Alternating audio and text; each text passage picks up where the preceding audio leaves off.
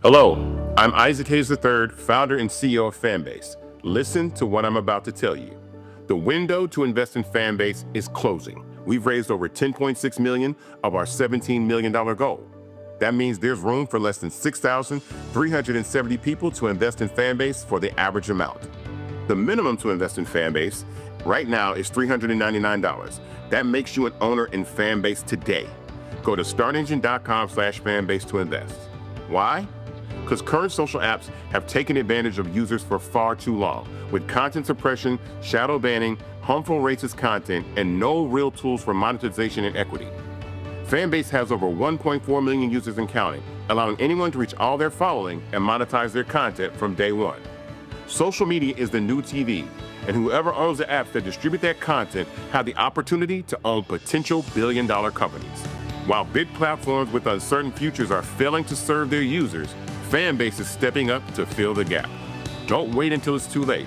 Invest now, invest for yourself and your future. Go to startengine.com/fanbase and own the next generation of social media.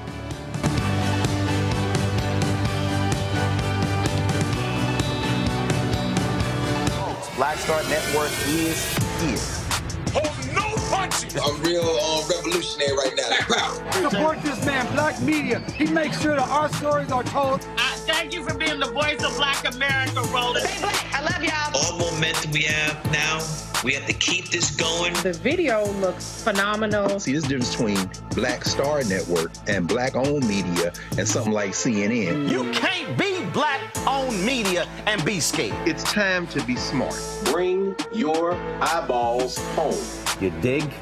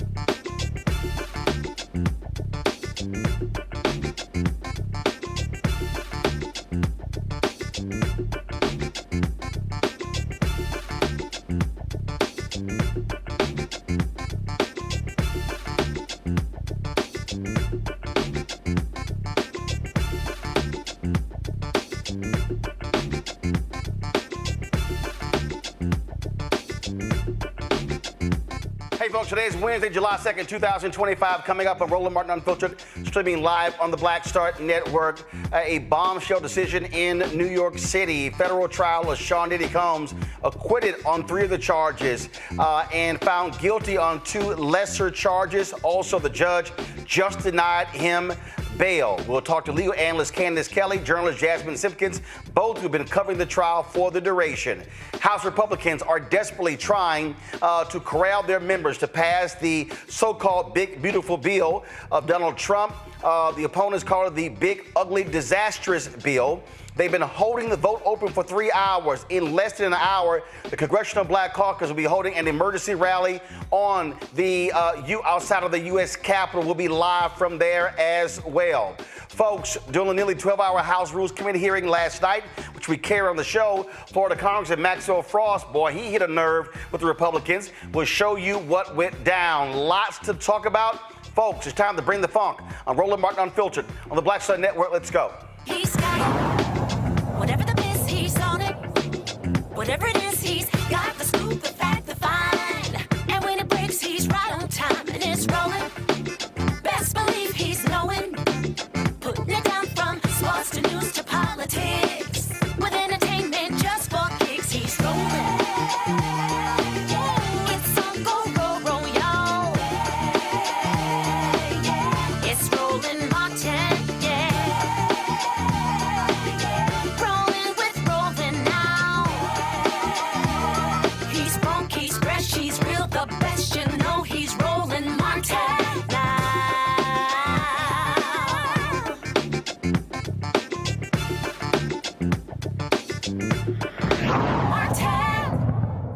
Folks, today the New York City federal trial, Diddy Combs. He was found guilty on 2 lesser charges of the Mann Act, transportation to engage in prostitution, of Cassandra Ventura. That was count 3. Also on count 5, engaged in prostitution with former girlfriend Jane. That was the pseudonym in which she testified in court. But the more serious charges, count 1, racketeering conspiracy, not guilty. Count 3, first of all, that was count 1. Count 4, that dealt with sex trafficking by force, fraud, or coercion of former girlfriend Jane. Again, not guilty on that particular charge. Again, 5 total charges. He was found not guilty on 3 of those. The most important one was the RICO one. That was count 1. Again, guilty. First of all, you take count 2, not guilty. That dealt with sex trafficking by force, fraud, or coercion of Cassandra Ventura. Again, just 2 of those charges. Now, Diddy's lawyer wanted him to be released. They wanted to work out some kind of arrangement.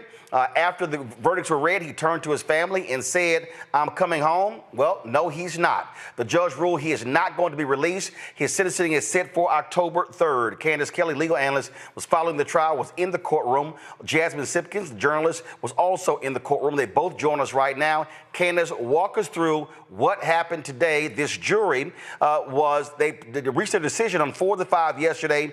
They were deadlocked on 1, came back this morning.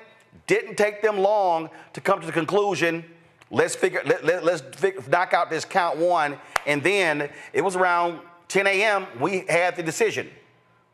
Yeah, Roland, listen, they were in there for about an hour. And that's what happens when you go home and you sleep on something. And I think that was the goal. Maybe they went home, said, everybody sleep on it. Let's come back. Let's reconvene. Let's see where we stand. And they stood on this final verdict, which was, as you said, no sex trafficking, no RICO, but the 2 counts of prostitution stuck. So, and this is what happens when you get 12 people into a room from different backgrounds, try to get a decision made. It turned out this way a little earlier than I think a lot of us would have ever imagined, especially since they went home last night. but that verdict is out. And certainly this is something that the defense sees as a win. We haven't gone to sentencing yet, and that's when we will really know, depending upon how much jail time he gets rolling. Give us a sense of demeanor. We understand that prior to the jury coming back with the verdict today, Sean Combs asked the U.S. Marshals if he could pray with his family. They allowed that to happen.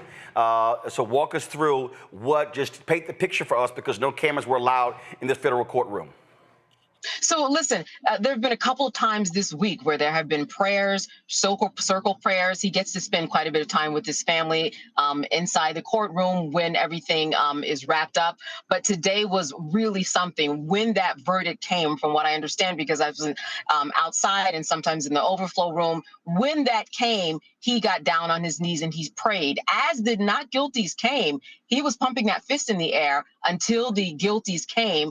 And then he was really had a just sunken shoulders and was very surprised about this. But he believed that this was a win. He kissed Tinny Garagos on her cheek. Everybody came around and was rallying around him and saying, "We won. Dream team, we're dream team." So there was a lot of excitement in the air. When Janice Combs came out, when I was standing outside, people clapped, people were cheering, people were, as you probably have heard, had body oil and baby oil that they were spraying in the air. There were, more Free Puffy t-shirts. People were dressed to the 9s and the 10s, and this was a big deal. Sean Combs' music was being played, and for those people who were there, whether they were bloggers or whether they were reporters and just caught up in the scene, it was quite a scene to be caught up in for a very long time. Now, they all thought that, of course, hey, if he was not going to have to stay in jail, that he would walk out. I don't know why people were waiting for this shot. That's not how it works. He'd still have to go check out of the detention center. But the bottom line, as you said, is that he didn't get bail anyway. So all he's going to do is going to be waiting until October 3rd, when the sentencing will be happening. Jasmine, we saw that artistic rendering, if we could pull it up again, of Diddy on his knees, pounding the chair. Take us through that from your vantage point, what you saw.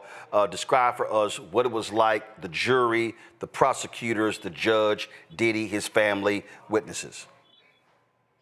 My time in the courtroom, and obviously also in the overflow room, we've gotten a chance to see his demeanor, be up and down. Some days he looks a little lethargic, like he was definitely got a little trial fatigue, as I've been calling it. Other days he's a little bit more jovial, laughing, talking to his family. It wasn't shocking, though, especially hearing some of his family members, members of his PR team, talk about how he's been very much reading his Bible, reading books about manifestation. So for him to get down on his knees, we know he's been a man, talked about his faith over the years. So that wasn't shocking.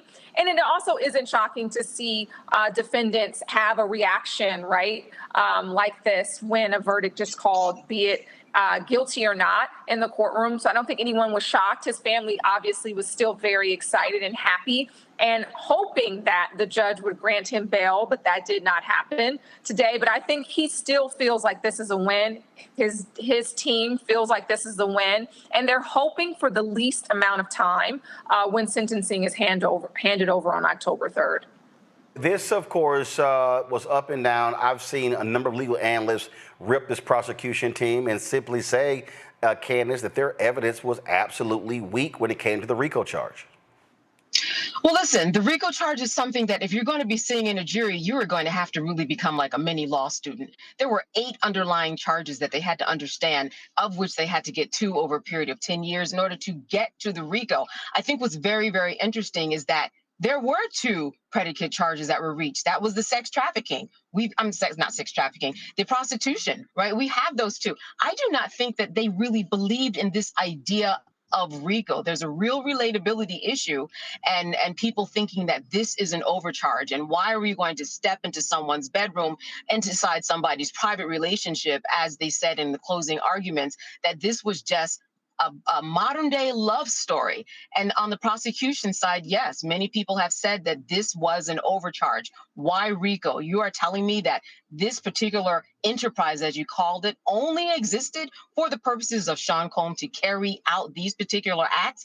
Well, when you look at his business, that was at one point worth $1 billion, that's really, really difficult for a lot of people to try to believe and take in. So I think that there were a couple of things that really spoke loudly. And again, one that was the RICO and the relatability. The other thing is you just had the digital footprint. You had so many texts that made it really hard to discern.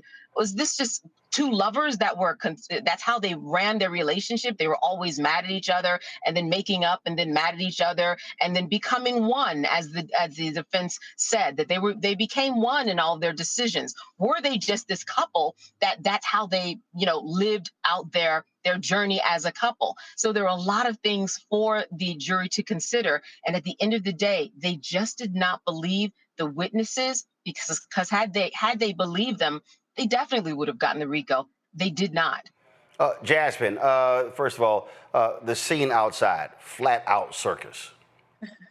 It's been that way, though, I would say. I mean, definitely there were days there was less hubbub outside of the courthouse, but this was par for the course. Listen, from the moment the indictment was handed down, words like freak off, 900 bottles of baby oil, it was very sensational, right? And so I wouldn't have expected less from what we saw over these 7 to 10 weeks. And to see fans outside chanting, he still has a lot of people who believe he should be free. There's a lot of people who believe he should be incarcerated. But to see the fans outside, to hear that people are playing music, the Freako Not Rico t-shirts, the baby oil, to me, it falls in line with the sensationalism that we've seen in this trial since the very beginning. Attorneys Matt Manning, civil rights attorney out of Corpus Christi, Texas.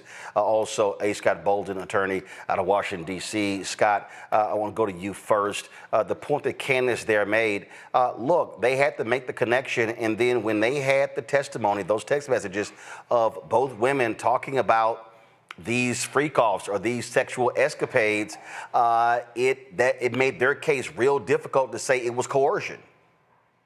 Well, the witnesses also had real credibility issues. I mean, some of the witnesses had been abused and went back for more. They voluntarily played in these freak-offs, and so they lacked credibility. And remember, these were all adults. These adults who are participating in this. They really convicted Sean Puffy Combs of being a sexual deviant and having a wild sex life, but they didn't convict him of a crime because it wasn't sexual trafficking. It wasn't RICO because he's got a music business. He didn't need these freak-offs in order to run his music business. And it was hard. You got to also remember, today is July 2nd. The holiday is coming up. They didn't deliberate that long, quite frankly. And so this is a real win for Sean Puffy Combs. Remember one other thing, too. Your parents will remember the Mann Act because it covered pimps and prostitutes and then black men who were involved with white women coming across the line in the 30s, 40s, 50s, and 60s. They used this Mann Act, but he's never been convicted of a crime. Why wouldn't they let him go home on a monitor or with bail? That makes no sense. He's only got 2 felony charges that'll serve him. He can get 0 to 15 years. I lost Scott's signal. Matt, your assessment of this jury's verdict and the prosecution's and their of course, their failure, some say, to convict him on the most serious charges that could have gotten him life in prison. Yeah, I think the last time you and I talked about this, I told you that this is where I thought the jury might really struggle.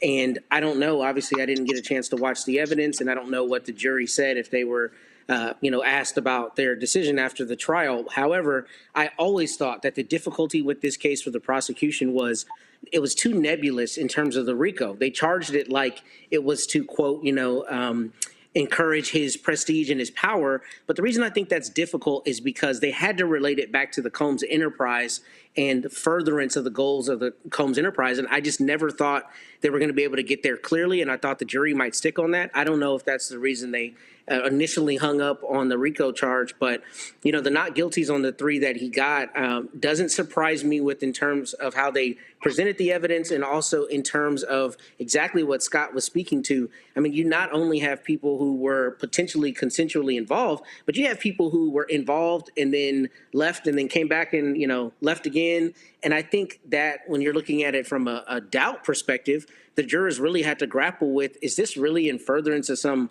conspiracy, or is this somebody who's just in Mr. Combs's orbit who's going to be staying in his orbit? And I think that's what it was. It was a question probably of whether it was really consensual, whether it was really coercive, and whether people were around him for some other reason than to extend this conspiracy. So I'm not surprised on the RICO charge. And a lot of times what juries do is they try to find some compromise. So there could have been some jurors in that jury room who said, we can't let him go free, on everything. So let's convict him of these 2, transporting for prosecution acts and go with it from there. And jurors are not supposed to do that, but jury deliberations are secretive. And I think that very often happens. People feel like they don't want to let someone go for on everything. And maybe they thought the evidence on those was strong, but clearly they didn't think it was on the other charges. And I'm not surprised by the outcome, particularly with the RICO charge. I'm going to bring in Rebecca Carruthers as well, but I'm going to go to Jasmine, Candace, and then Rebecca. I have seen lots of women, especially black women, Jasmine, say, look, this is a prime example of women getting screwed, women being abused, men treating them like rag dolls. And so it's been a lot of this that I've seen since this verdict came down this morning. Jasmine, you first. Yeah, I said this too during another conversation, that I think that the Me Too movement in 2017 really created this domino effect where you saw that a lot of women, especially women who've had positions or worked in the music industry, have come forward. And I don't think this will be the last time that we see something of this magnitude happen, perhaps of a man of Sean's stature. Because the reality is that there is a dark underbelly in Hollywood. And we're just now starting to get this reckoning, right? Where people are starting to talk about the things that they've experienced and what's been happening behind closed doors, these casting couches and things of that nature. And so I think that Cassie Ventura, I think her ability to speak up, her pressing charges, even if it was just a civil charge, I think will motivate other women, to speak up about some of the things that they've been experiencing behind closed doors. Candace, saying to you, one of the things that we talked about, that in many ways, this was a domestic violence trial, but that wasn't that wasn't one of the charges. No, they didn't charge him with that. Candace? Right. It wasn't one of the charges, and the statute of limitations had run, and it was a state issue. So yes, that is that. But the reason they brought it up is because on that particular day, they say that when Cassie was being dragged back to that room, there was a freak off that was going off in that room, and there were other people that corroborated her testimony to say that yes, there was a male in there. They were in the middle of a freak off. She was trying to get away, and that's where their coercion would come in. And so that's why when a lot of people talk about that assault video and say, well, why was it even in there?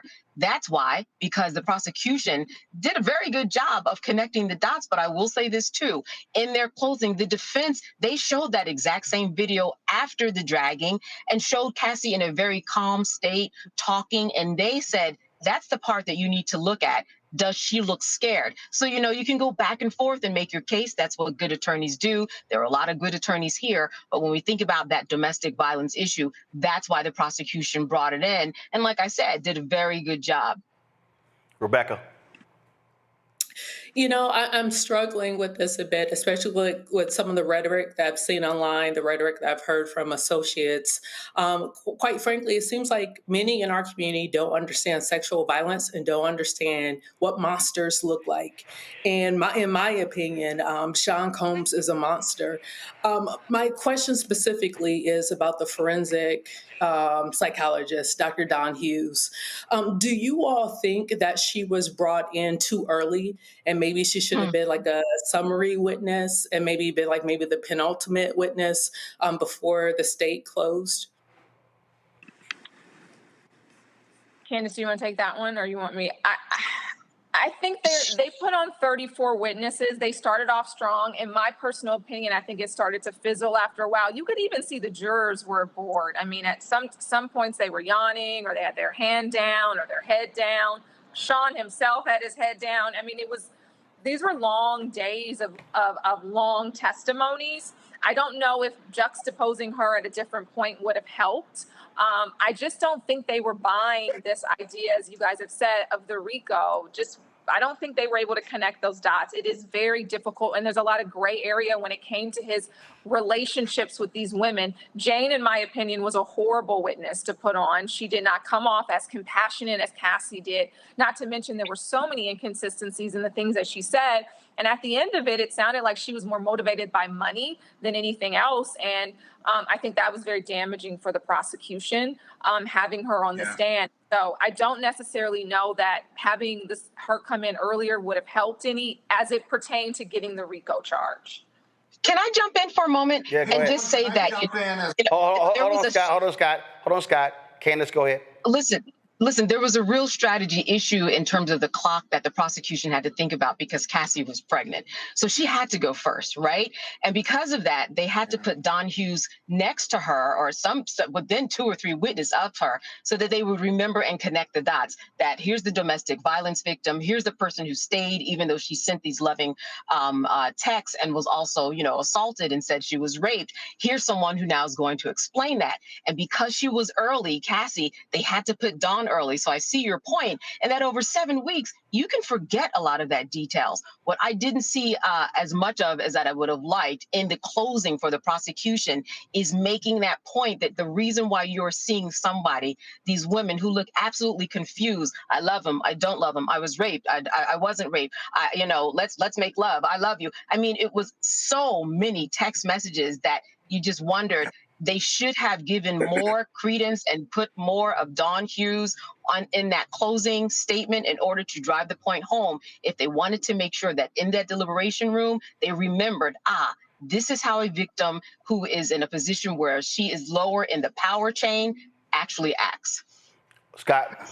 Yeah, real quick, as a former sex crimes prosecutor from New York, having tried several of these cases are tough. You got a sophisticated jury from New York. I'm not saying it's right, but the credibility of the women who are abused and who are taken advantage of, the problem with them having a prior relationship is because prior relationships are imperfect. Love and sex relationships are imperfect, and New Yorkers, as a sophisticated jury, they have their view of the world. These cases aren't going to be perfect as if you're trying them in Kansas, and yet and still, many of these victims will walk away from even going forward with the prosecution. So I applaud these women who went forward, but the evidence and the texts and the lack of credibility, it's just hard to get a conviction, even though they're telling the truth. And they're all telling the truth. It's just that the standard of proving a case beyond a reasonable doubt in the face of their cross-examination and lack of credibility, it makes it really, really tough to get a conviction. Either the standards got to change or the evidence has got to change when women who are abused say, I'm going to go forward. It may be too late to get a conviction. Final comment from Jasmine, final comment from Candace. Jasmine, you first. I think that my biggest takeaway from all this is that we don't know what victims of domestic violence looks like. We don't always know what people are going through. I've interviewed Cassie several times over the years, specifically 2 days after she was assaulted by Diddy in that hallway in the Intercontinental Hotel. And to see how she had on a brave face, glistening with bronzer, that they had covered all of her bruises up, a black eye, that she had faced such a horrific evening with this man and still walked the red carpet, talked with such enthusiasm about her film, was hand in hand with him, was a reminder to me that we always don't know what people are going through, but to be compassionate. And also a reminder, as I've said earlier, that we don't really know what's going on behind closed doors, and we can idolize somebody for being a billionaire and for making all these hit records, but we have to remember that they are human, they've got flaws. And this fall from grace, I hope, shows people that there's a lot that we still don't know about the entertainment industry, and I think a lot more that's going to come out very soon. Candace? Well, listen, October 3rd will be the day. His attorneys have even proposed about 21 to 27 months based upon the federal sentencing guidelines. We will see. And that's really when we will see what this means. He's going to get 10 months for time served. He may not even be there for that long. What people have been talking about in terms of this being like a hip hop reckoning, and he's the first person to actually go down. You know, people move the culture and the culture moved the people. We are now in not a post Me Too movement culture, but we are definitely in a different time than when Harvey Weinstein in 2020 was brought up on charges. So we just have to think about how we actually are paying attention to the news, how much we are investing, and how much we understand what we are seeing on TV and writing about it and what's in our algorithm. It is very important for us to understand and make sure that we go to court and that we pay attention. And I'm just at least glad that this particular case has brought attention enough to it so that people are understanding that, listen, Rico is out there.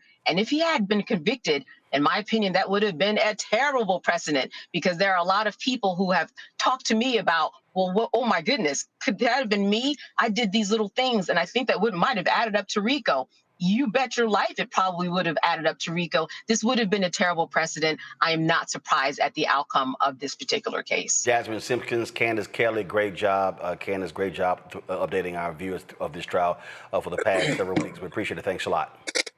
Thank you, guys. All right. Thanks, Roland. Go to our panel, final topic from each one of you on this particular topic before we go to a break and start talking about the big, ugly, disastrous bill. I'll start with you, Bat. You know, I'll say two things can be true at the same time. We should support survivors. We should support people coming forward with, you know, their lived experiences. But also, our system has to function this way. It's an imperfect system. But when you require unanimity, 12 people in the box have to see if the evidence gets you there to a conviction. Like Scott, I'm a former prosecutor. I've prosecuted these cases and defended them. And this is how the system works. Somebody said 12 people said in the box, they heard the evidence and they determined that the charges weren't met. And that is a separate conversation from the very important conversation about supporting victims and supporting survivors. However, two things can be true at once. And I think that's what people need to take away from this, because the opposite of that is disastrous for particularly us as Black people in the country. Meaning, if you can get accused and convicted on innuendo or supposition or the idea that we're just going to blindly believe complaining witnesses, then we devolve into a state where somebody can make an accusation against you and your liberty is taken away purely on accusation. And that is not how it works. The unanimity of a jury system is a very important check to power. And in this instance, it looks like it worked properly. Scott, it's what they say, guilty beyond all reasonable doubt. That's right.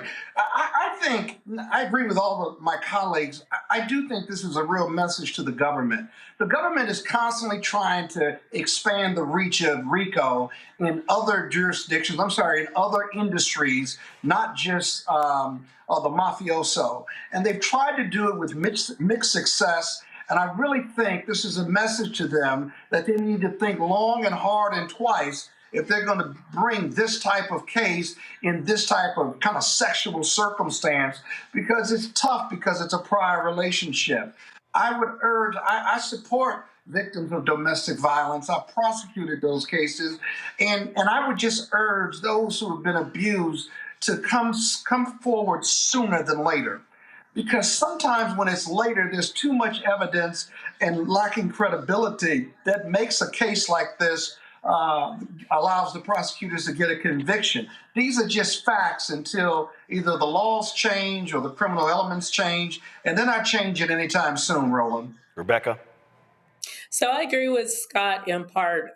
20 years, I was in law school 20 years ago, and the way RICO was defined then and the way it was carried out then is definitely different than the way it's carried out now, especially as we see different RICO charges against hip hop and rap artists, especially seeing it moving across the South. You know, it's different. But focusing on domestic violence, I believe that the domestic violence statute of limitations ran out here, which is why there wasn't a domestic violence charge. But we also know, I think it's up to 1 out of 3 men are victims of sexual violence. And I think it's almost 1 out of 2, if I remember those numbers correctly, of women are victims of sexual violence. So at some point in this country, look, this is not legal advice that I'm giving, but we also have 2A as well. And so unfortunately, when we see that the criminal legal system doesn't provide the justice for victims of sexual abuse, sexual assault, then that causes people to look at other avenues of looking at justice. So once again, this is not legal advice. I'm not encouraging people to do or not to do whatever, but I also understand why there are some family and some folks who decide to protect their own.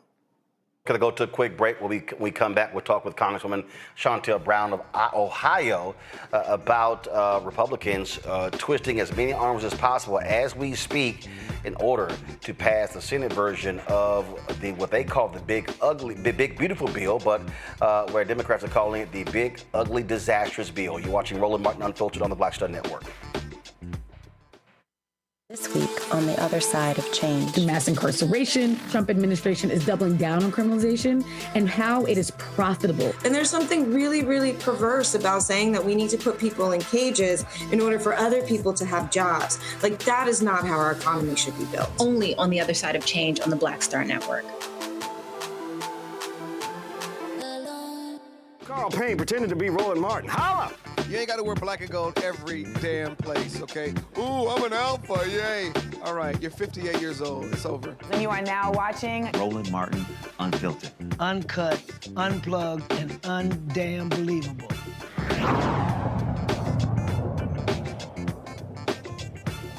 Folks, we showed about 8 to 10 hours of House Rules Committee hearing yesterday, even after our show was over, where many Democrats, including many CBC members, were testifying, talking about how awful this bill that was passed in the United States Senate will be when it comes to Medicaid cuts, SNAP cuts, and a number of different things as well. One of the folks who spoke is Congresswoman Shontel Brown of Ohio, who joins us right now. Congresswoman, glad to have you back on the show.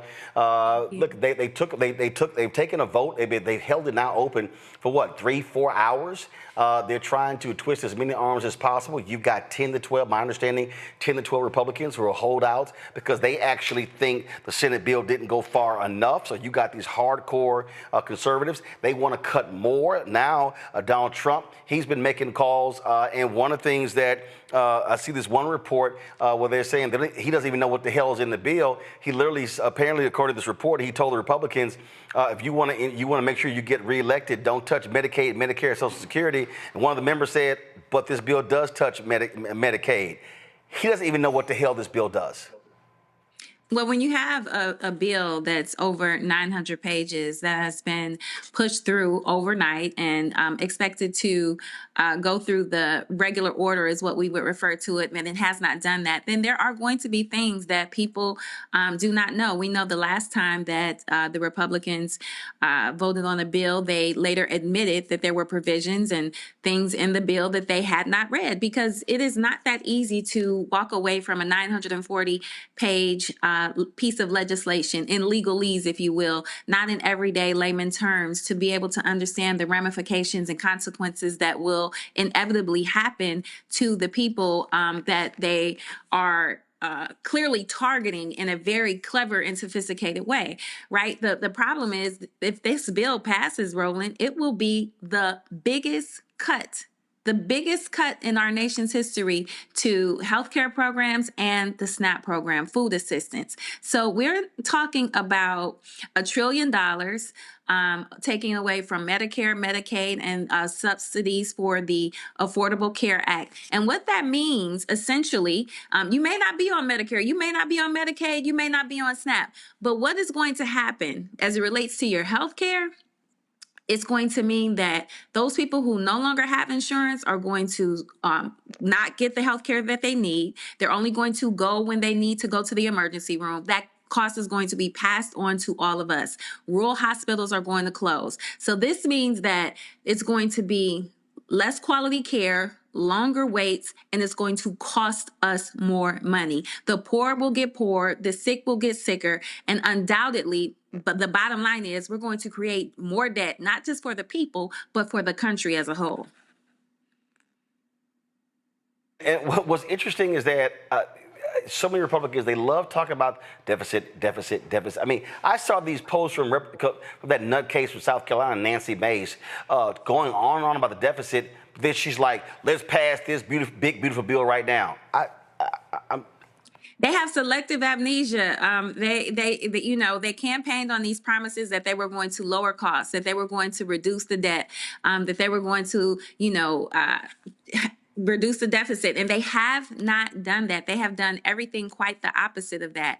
When you think about inflation, when you think about Trump's self-imposed tariff war, when you think about these cuts that are going to really take 17 million, and that's from a nonpartisan score that has been given to this bill that's saying 17 million people will be kicked off of their health care. 17 million people. And that's just, I mean, that's going to have an economic impact. Not only are we just talking about the fact that, again, people are going to have longer wait times, hospitals are going to close, inevitably people will die because of this, because they just won't have access to the health care that they need.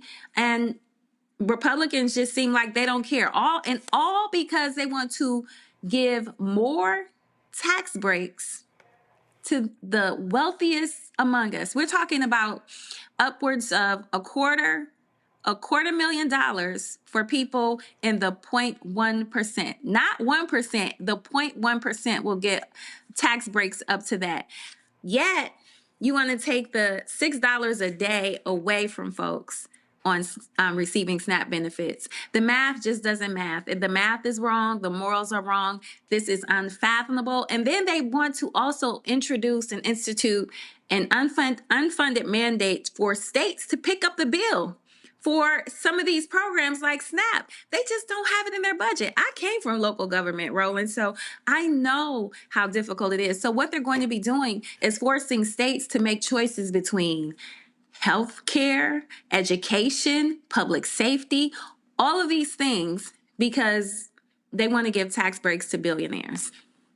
I'm sure a lot of those folks in Ohio who were yelling MAGA, MAGA, MAGA, Trump, Trump, Trump, are going to be shedding orange tears if this bill passes. You said it better than I could, Roland. I think a lot of people are going to be devastated. And this, for us, for some of us, I'll speak for some of us, we saw this coming, right? We warned people that this would be the ultimate plan. I mean, the man campaigned on some of these things, but I think that people thought that they would be exempt. This is something that he was attempting to do back in 2016, was destroying our healthcare system. And this is, one of the things I can credit the Republicans about is being relentless in their pursuit to get things done. And so they've been at this for a long time. And if this bill passes, they will have successfully be able to eliminate health care for, again, 17 million people. And as a result, hospitals will close, because a lot of these medical institutions depend on these programs to help operate their facilities. So they will close. And what will end up happening is everyone will have to pay the cost for this. And so don't think just because you're not a recipient of these programs that it is not going to have an impact on you. As somebody said, wait 5 minutes, it will. All right, then. 17 minutes. Congressional Black Caucus is holding an emergency rally on the U.S. Capitol grounds. So I know you have to prepare for that. Congresswoman Shontel Brown, we appreciate it. Thanks a lot. Thank you. Rebecca, I want to go to you. Listen, people are saying, look, they're like, none of this stuff matters. They're going to pass. They're going to pass. They're going to pass it. But what this is also about is forcing every single one of these Republicans, especially 35 Republicans who Democrats are targeting in 2026, to cast a vote, because whatever vote they decide to cast, they're going to be campaigning on that, and the opposition will be targeting them as well.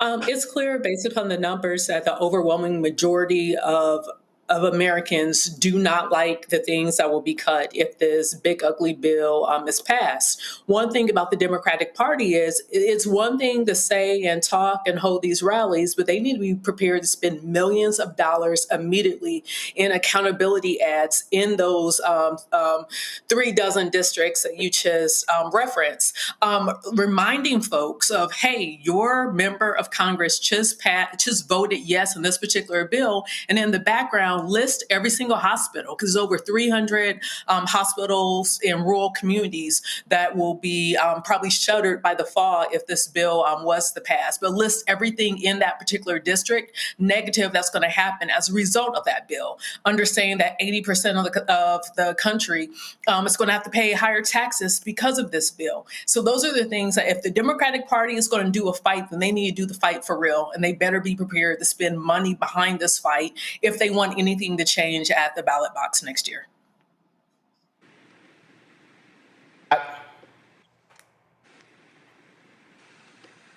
Scott, go ahead.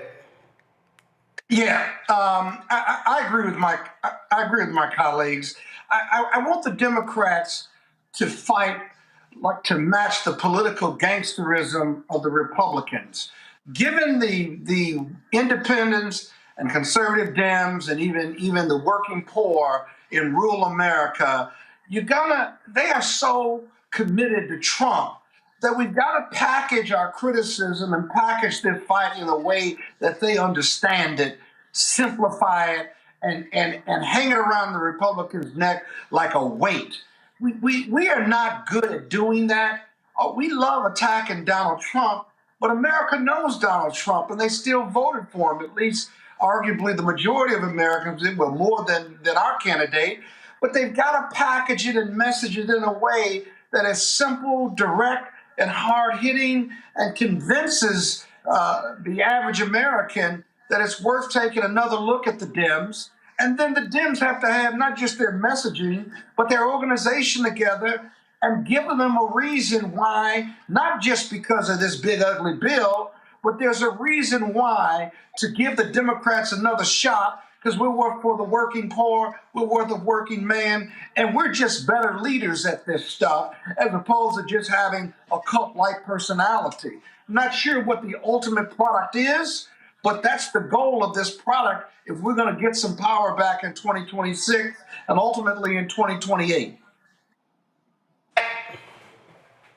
I'm going to carry the baton from my two fellow panelists and say, in terms of that messaging, I think the Democrats need to be very, very, very strong on putting this into human terms, in terms of however they can quantify it, showing what these losses are going to look like on the ground. Not only that hospitals will be shuttered, but what that looks like for your average Medicare recipient, what they're going to have to forego in terms of, pharmaceuticals or their procedures or whatever they need, so that you can put that into human terms. And to give you kind of an analog to that, I was interested in what percentage of the population that's going to lose Medicare coverage is covered in Alaska. Alaska has only 740,000 people. So if every single one of those people was on Medicare, that would be 4% of the people that are going to be lost, who are going to lose their Medicare coverage. And if you think about it, Lisa Murkowski and her spinelessness and those 740,000 people that she represents, right, are now sending to the House a bill that's going to take potentially coverage from 17 million people.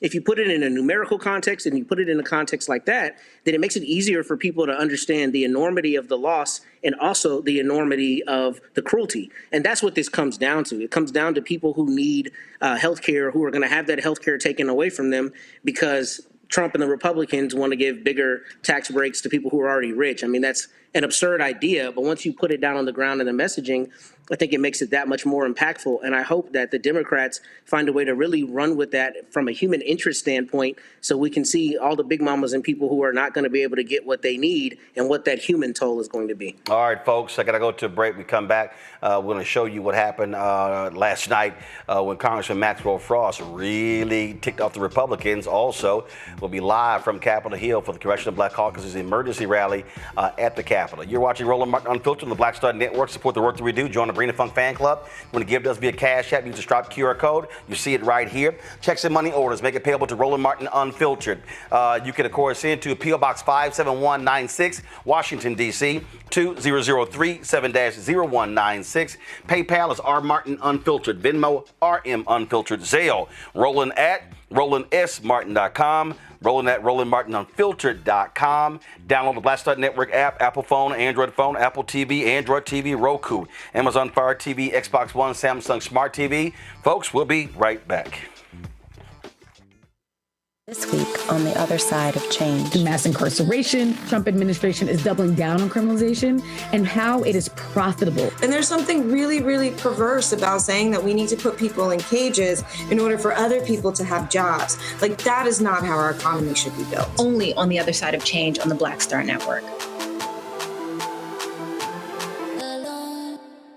Don Winslow explains how it really works. To end chain migration, ending chain migration, chain migration, chain migration, chain migration. At the same time Donald Trump was spewing all this hate, he was using a high-powered lawyer and chain migration to bring his wife Melania's mother, father, and sister to the United States, where his money bought their citizenship.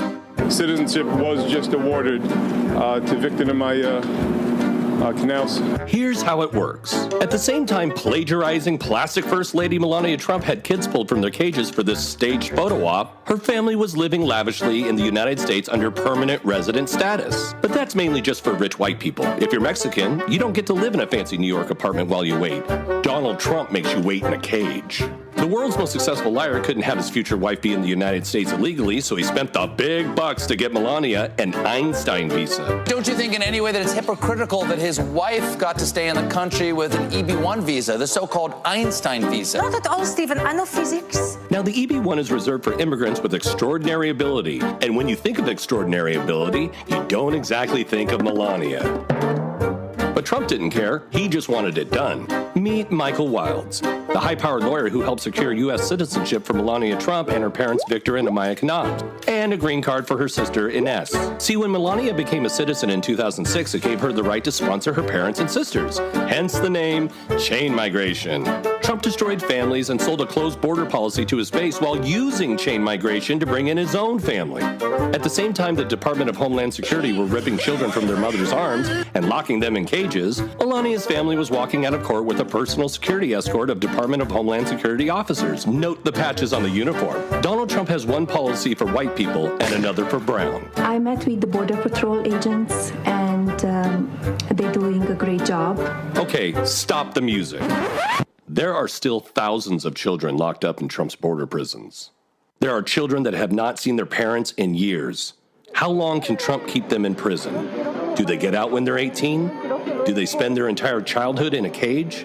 Do they ever get out? Do they ever get out? Hi, I'm Dr. Jackie of A Balanced Life. Think about the men in your life and ask yourself these questions. Who are their male role models? Who can they turn to for advice to learn about what manhood is all about?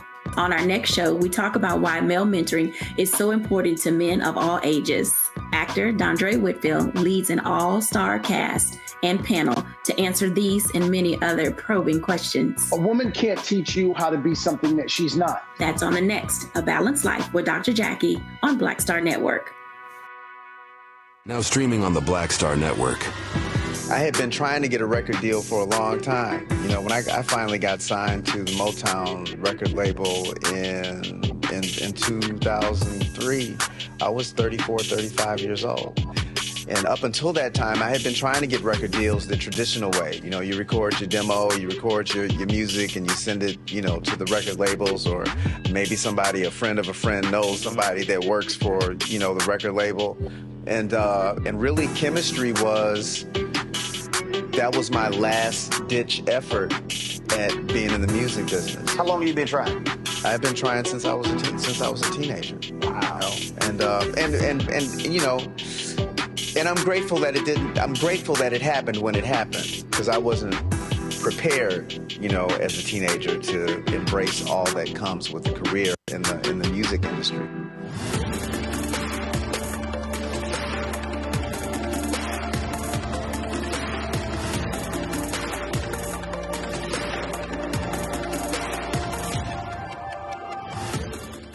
Now streaming on the Black Star Network. In France, me and Tony, and accidentally went to the Louvre, right? I had never been, and I saw a side door. And we got off the little bus. I said, well, come on, Tony, let's go to the Louvre. I mean, I'm just like, let's go to the Louvre, right? We're here. This black girl is at the door with this white guy, black African girl. And she says, oh my God, Vanessa Bell Calloway. And I'm like this, you know me? And come to find out we were at the wrong door. But she said, I'm gonna let you in, just go in here. But I was in Paris, France. And that shocked me. She knew my name, she knew me. My movie. You know, so it's like, you just gotta, they say, build and they will come. Put it out there, people will find it, they will come.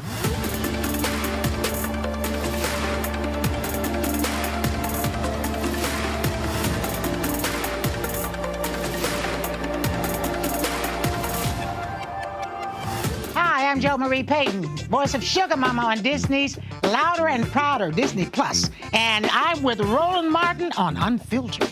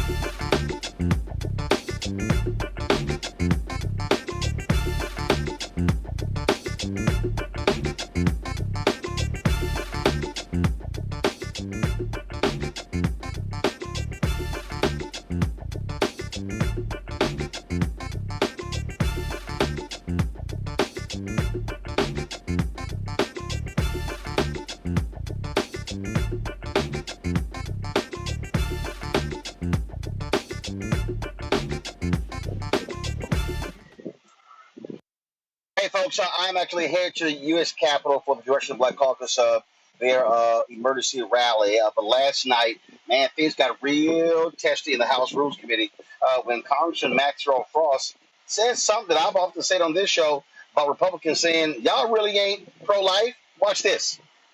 I got involved in politics when I was 15 years old because I didn't want to get shot in my school. It was a Sandy Hook shooting that pushed me into this work. 3 years later, a gunman walked into Pulse nightclub a mile away from where I was working and murdered 49 people and injured another 49. He didn't like them because they were gay and Latino. 3 months after that, I survived an instance of gun violence in downtown Orlando on Halloween of 2016. Hundreds of us running away from the gunfire. And that's after I had been involved in this work for three and a half years. You never think it's gonna hit you home, and then it hits your home.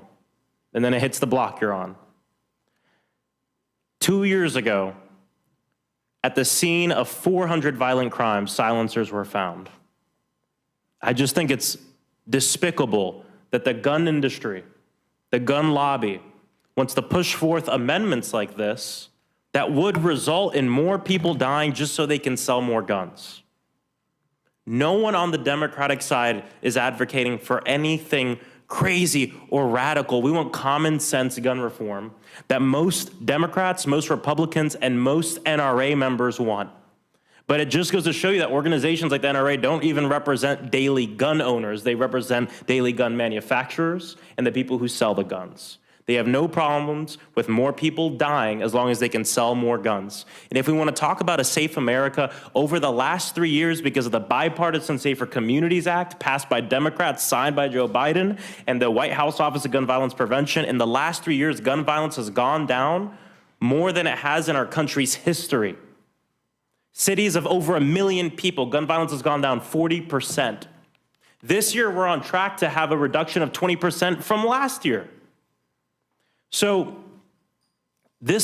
we know that these solutions work, while of course respecting the rights of people, but also protecting the most sacred right, which is the right to live, the ability to walk down our blocks, go to our churches, our synagogues, our schools, our temples everywhere, and not fear being shot.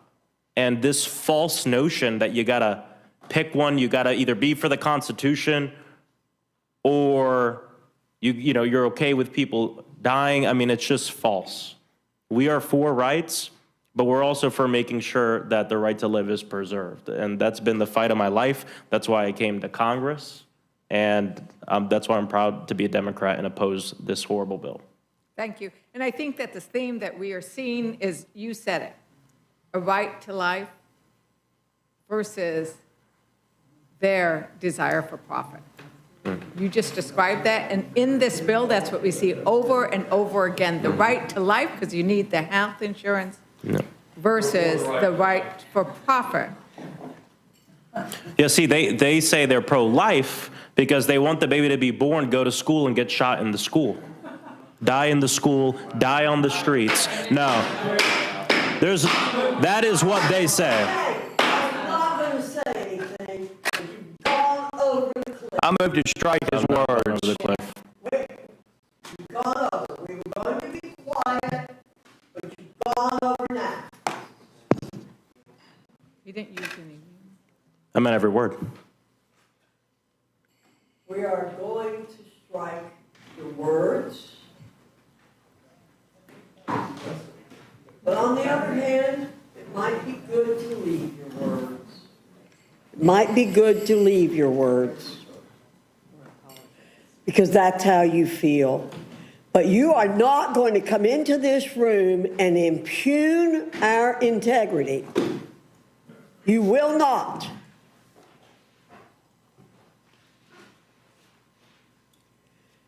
We are pro-life people from conception to natural death. Most of us are. And don't you come in here and say, we want to preserve life so people can get shot. That's what I've seen.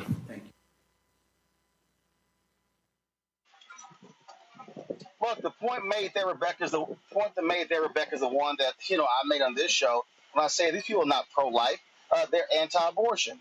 And the reality is the actions that they take prove it every single day when it comes to their love affair with guns and the Second Amendment. Night when you made when you had that conversation and you made that point, especially with talking to that very extreme pro-birth person who was in studio that night. Here's the thing about Max Frost. Like, I met him in 2016 when I was working for MoveOn.org, and I hired him as an organizer, organizing in the greater Orlando area. I got involved in politics when I was 15 years old because I didn't want to get shot in my school. There was a Sandy Hook shooting that pushed me into this work. Hey guys, we're playing the video. Okay, go ahead. Yep. And then so he talked about in 2015 what led him to get involved in politics. So I met him just after he graduated from high school. When he was turning 18. Here's the thing about Maxwell Frost. He is true to this. It doesn't matter what Virginia Fox says, whether or not, oh, you're trying to impugn us, you're going after our integrity. He's 100% right. He's arguing against the worldview that says we want to force you all to birth children, but then we're not going to do anything to make sure there's adequate health coverage, that there's adequate and affordable housing, that there is comprehensive and good and strong education. he's arguing against a worldview that just wants those numbers, and then they're trying to tie it to Christianity, but they're not doing anything to actually support people from the cradle to the grave. Instead, it's this performative politics that we're seeing in that particular worldview, saying that, okay, it's okay for us to do all these things that are against people having a good life while they're living, where they can actually flourish. So the thing about Maxwell Frost is the internet's forever. So it doesn't matter whether or not they keep it in the record or they strike it from the record. He's going to be in Congress, and he's going to have impact in Congress. And just hearing him talk through his personal story, his lived experience, and how Congress has failed to address the gun violence issue. And once again, what does this have to do with this bill? Why are those things being snuck into this bill? It clearly shows you that these bills that we're seeing with this particular worldview, it's a moral guide of where those particular people are, because they're not supporting everyday Americans. Well, you're absolutely right. And Scott, I just think that's the kind of energy you need. Call them out on the issue and force them to have to deal with it. No question about it. Where I come from, with that scenario that you just played, is called a hit dog will holler. And Representative Fox started hollering, but the brother, the congressman, was speaking facts. He wasn't throwing bombs. And you know what, Representative Fox? You don't like it, then prove him wrong. Vote for gun control. Vote for the assault rifle ban. Vote to get people off the guns off the street, whether you think it works a lot or works a little. And you and I, Roland, have talked, and I've said that the conservative right has abdicated their responsibility for the killing fields of our young children, black, white, yellow, and brown, and pledged allegiance to the gun lobby and to the Second Amendment, to the detriment of our children, and they will do nothing about it, and they can't defend it. And that exchange and that hearing, right, was just encapsulated what you said, what I've said, and all of us on these programs have said, and the Republicans just ignore it. They pledge loyalty to Trump and to the NRA while the killing fields of our young people. The number one cause of death now, I think, for young people under 18 is gun violence. Think about that. That this is we call ourselves the greatest country in the world, and yet the number one reason our young people are dying are gun violence. That every day, maybe twice a day, we have mass shootings with weapons of mass destruction. That's shooting 2 people or more. We don't even report on it anymore. Scott, 1 second. Matt, Scott, I got you. Hold on. Scott, hold on. Matt, you're there in Texas, and you got people like Lieutenant Governor Dan Patrick, Governor Greg Abbott. They love touting their pro-life credentials, but they are the biggest gun lovers. They don't support mental health budgets. They always talk about life, but they want to cut programs for food for kids. I mean, you got to challenge these folks on their hypocrisy. You absolutely do, and I'm glad you mentioned it, because State Rep James Tallarico, put up a clip this morning on Instagram that I saw, and he's a pastor, as you probably know, and he just talked about how if Christ were here, Christ would be not only mad about the fact that we're not doing charity, but he would be mad about the fact that we have to have systems for charity.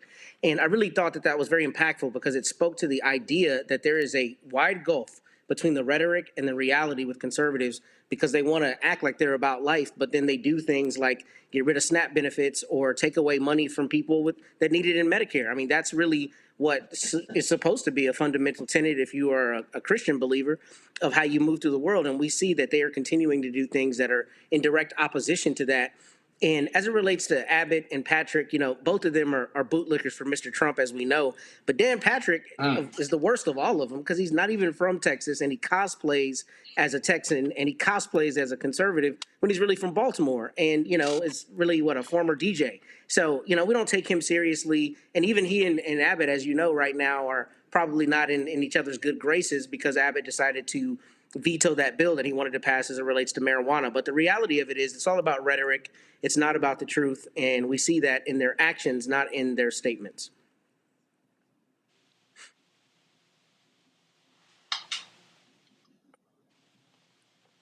Sorry, Rebecca. This is who these people are, and unfortunately, I just think Democrats are too often too timid to call them out exactly on their bullshit.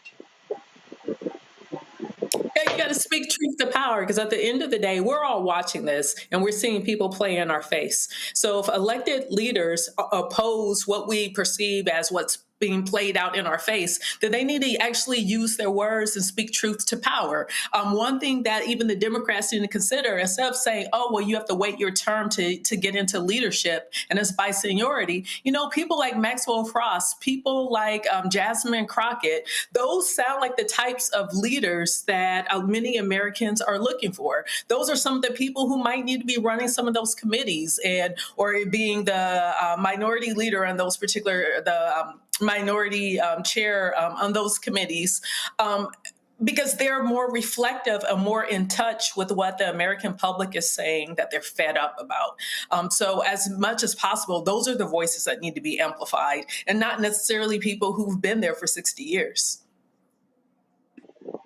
Absolutely. All right, folks, got to go to a break. We are riding to Capitol Hill. We're going to be headed over to the CBC's emergency rally.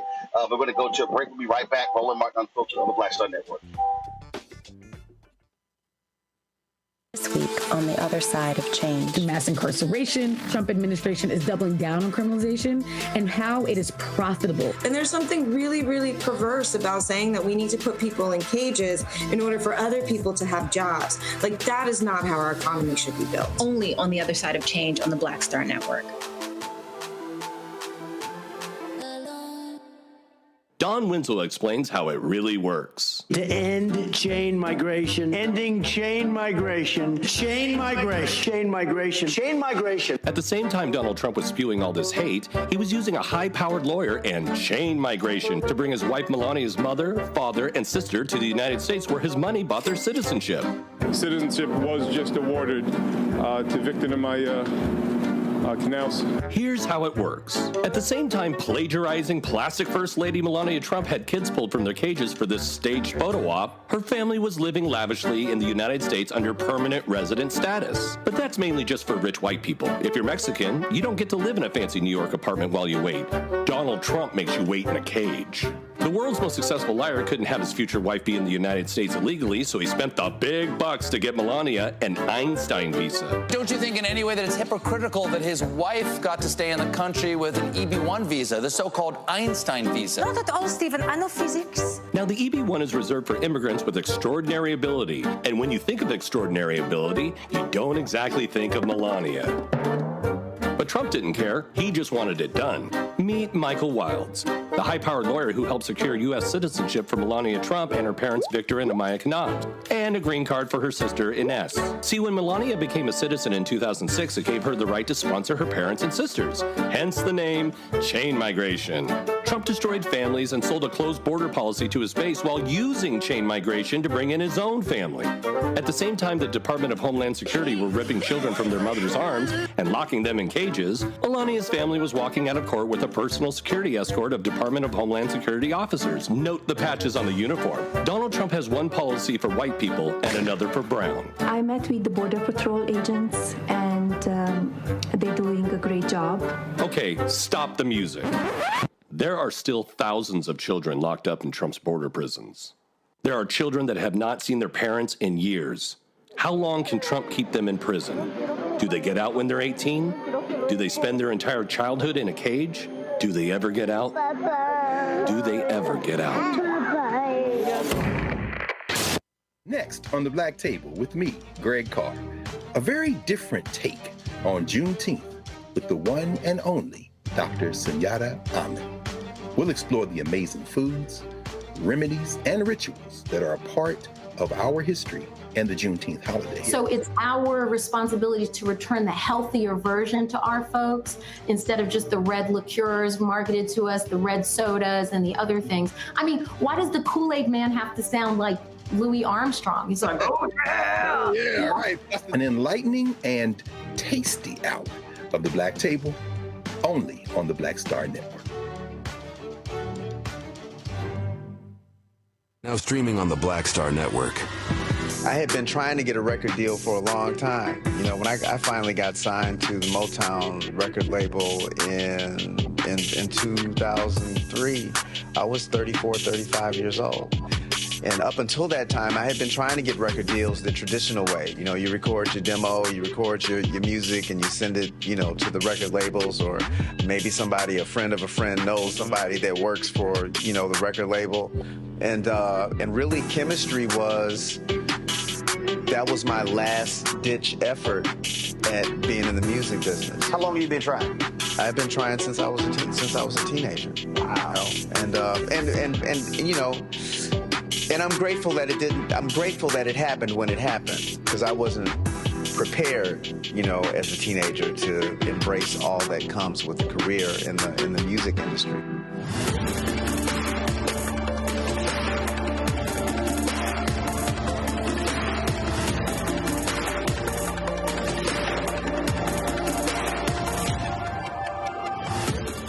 Hello, I'm Paula J. Parker. Truly proud on the Proud Family, Louder and Prouder on Disney+. And you're watching Roland Martin, Unfiltered.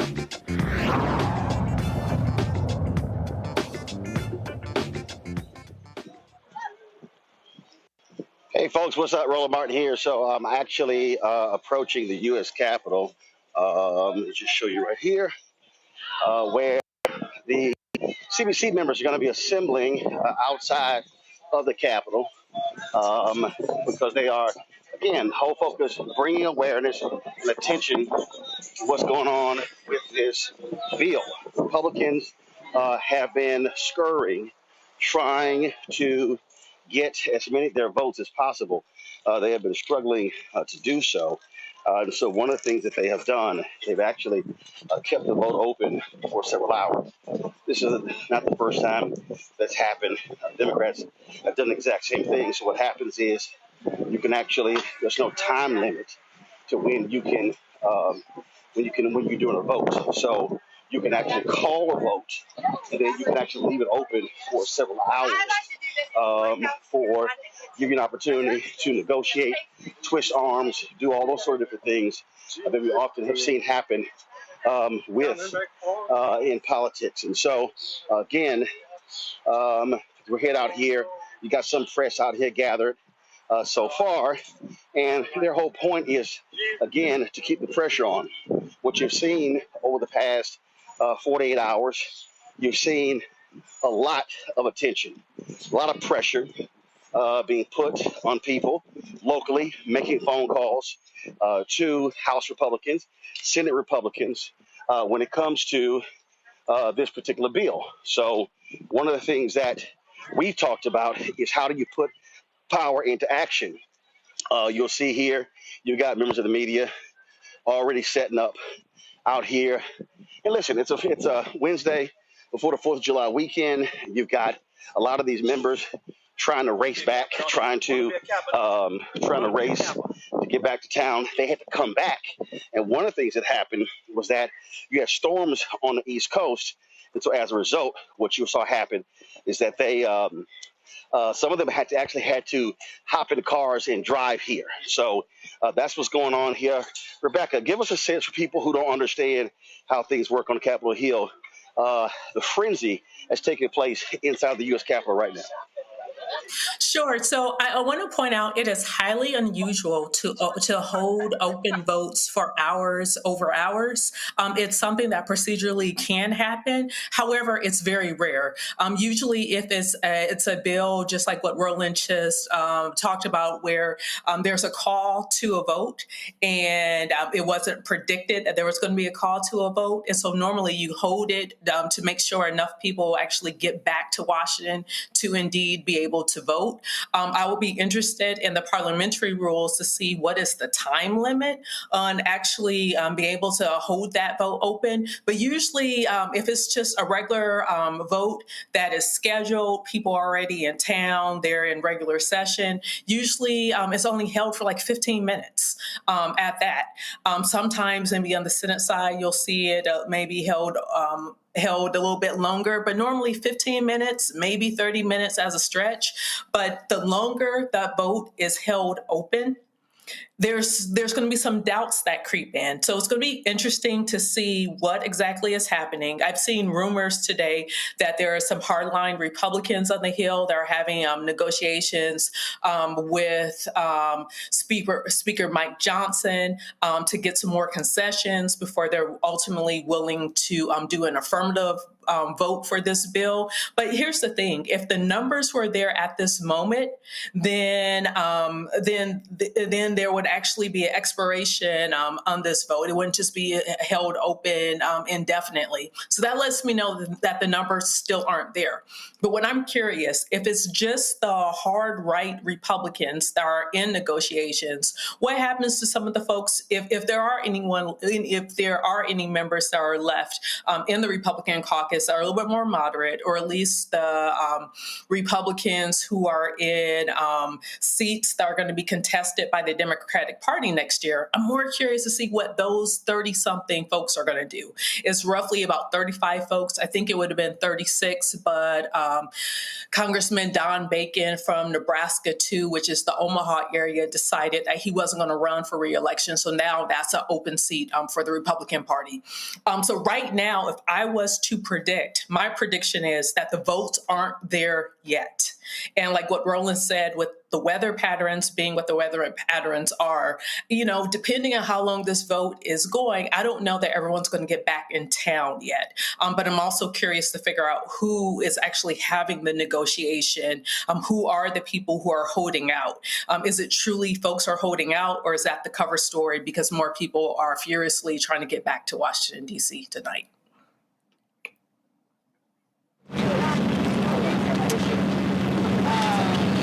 All right, folks.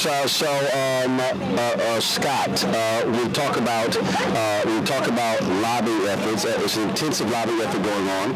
What you've got different groups all around the country. You got electrical workers, you got trade unions, you got Bishop of the Catholic Church, all making calls and putting pressure on Republicans to get them to vote this bill down.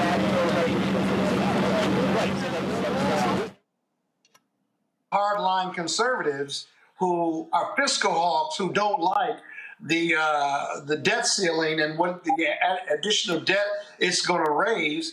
Then you have those in Republicans in purple states or Democratic states or districts that are going to be challenged by the Dems, as my colleague said, and they are terrified of voting when you're going to take 17 million people off the Medicaid bill. And then you have a group of Republicans who are a mix of both, if you will, and can't get there.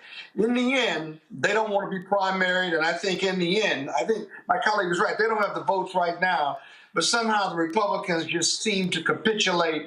And in the end, Donald Trump gets what he wants, which is not necessarily what's best for the country. And it's just really sad what's going to happen as far as what's predictable if history repeats itself.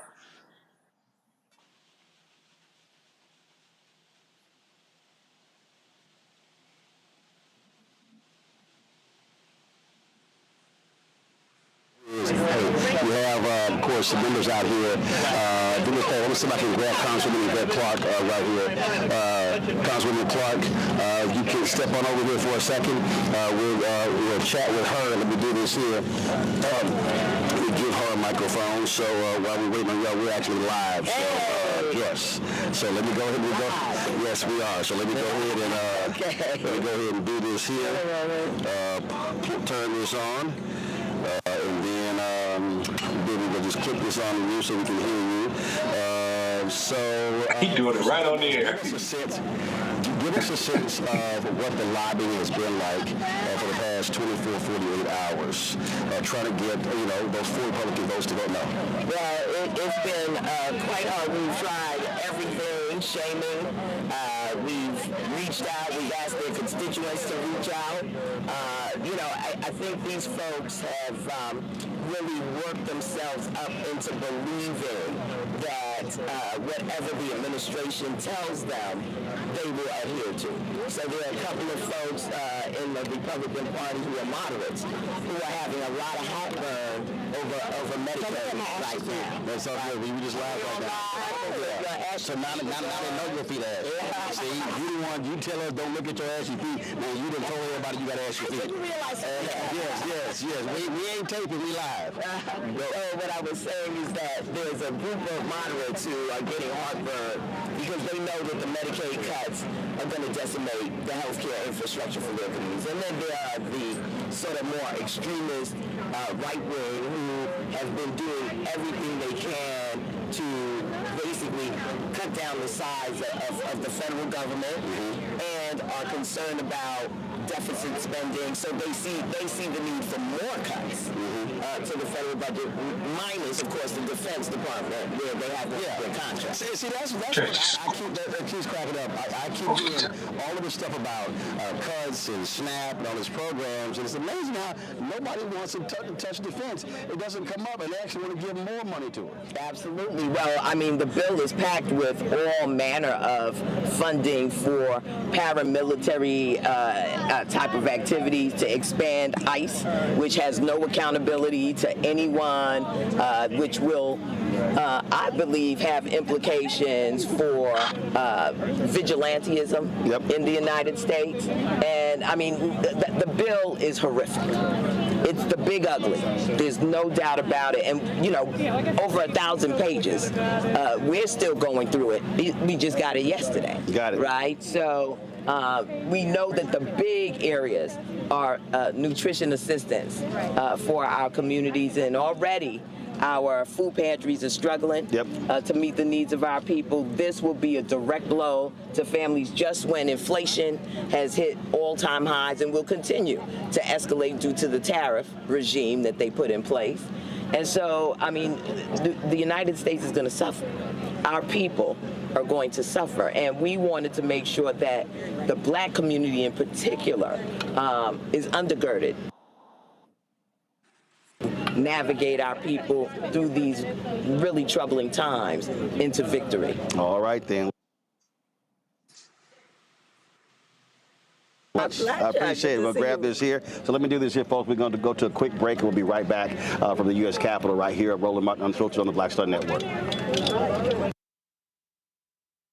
This week on the other side of change. Mass incarceration, Trump administration is doubling down on criminalization, and how it is profitable. And there's something really, really perverse about saying that we need to put people in cages in order for other people to have jobs. Like, that is not how our economy should be built. Only on the other side of change on the Black Star Network. Don Winslow explains how it really works. To end chain migration, ending chain migration, chain migration, chain migration, chain migration. At the same time Donald Trump was spewing all this hate, he was using a high-powered lawyer and chain migration to bring his wife Melania's mother, father, and sister to the United States, where his money bought their citizenship. Citizenship was just awarded to Victor and my canals. Here's how it works. At the same time plagiarizing plastic First Lady Melania Trump had kids pulled from their cages for this staged photo op, her family was living lavishly in the United States under permanent resident status. But that's mainly just for rich white people. If you're Mexican, you don't get to live in a fancy New York apartment while you wait. Donald Trump makes you wait in a cage.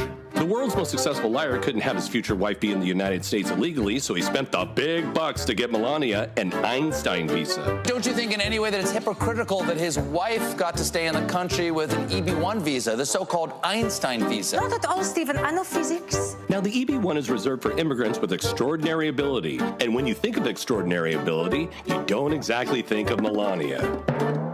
But Trump didn't care. He just wanted it done. Meet Michael Wilds, the high-powered lawyer who helped secure U.S. citizenship for Melania Trump and her parents Victor and Amaya Knott, and a green card for her sister Ines. See, when Melania became a citizen in 2006, it gave her the right to sponsor her parents and sisters, hence the name chain migration. Trump destroyed families and sold a closed border policy to his base while using chain migration to bring in his own family. At the same time, the Department of Homeland Security were ripping children from their mother's arms and locking them in cages. Melania's family was walking out of court with a personal security escort of Department of Homeland Security officers. Note the patches on the uniform. Donald Trump has one policy for white people and another for brown. I met with the Border Patrol agents, and they're doing a great job. Okay, stop the music. There are still thousands of children locked up in Trump's border prisons. There are children that have not seen their parents in years. How long can Trump keep them in prison? Do they get out when they're 18? Do they? Hi, my name is Freddie Ricks. I'm from Houston, Texas. My name is Sharon Williams. I'm from Dallas, Texas. Right now, I'm rolling with Roland Martin, unfiltered, uncut, unplugged, and undamn believable. You hear me? Still doing it. Folks, we're here at the United States Capitol where Charlotte Congressional Black Caucus will be holding their emergency rally. We just talked to, of course, the chair of CBC, Congresswoman Yvette Clarke. Now joining us, Congresswoman Maxine Waters. These sort of budget fights are not new to you? Well, first of all, let me tell you, I'm here with the head of the Black Caucus. And we have been on the floor today where we did what is a line where we keep coming and others joined us. To say there's an amendment that could possibly undo what you're doing on Medicaid and on SNAP. And so in that leadership, I got very inspired. As a matter of fact, I got so worked up until I wanted to stay there all night long. We did it once before, didn't we? You trying to pull a John Lewis, huh? We were. Trying to make some good trouble? That's right. Absolutely. That's right. We did good trouble when we stayed there all night and we kind of made ourselves known. We're in that kind of fight now. That's right. It is a terrible fight that we're in. As a matter of fact, it has been said over and over again, there's never been these kind of cuts historically, ever, have the government moved this drastically on the population of people who need the government the most. When you talk about Medicare and Medicaid, people are going to die. We've got 16, 17 million people who are going to get cut, who won't be able to have the kind of basic care that they need to stay alive. And then we've got SNAP. Let me tell you, it's not SNAP, it's food stamps. Food stamps. It's food for people who cannot afford to put food adequately on the table and have the kind of nutrition just to keep them going. And so we're in this fight. Why are we in this fight? We have the most vile, the most corrupt, the most unkind, the most undignified human being who's the President of the United States of America.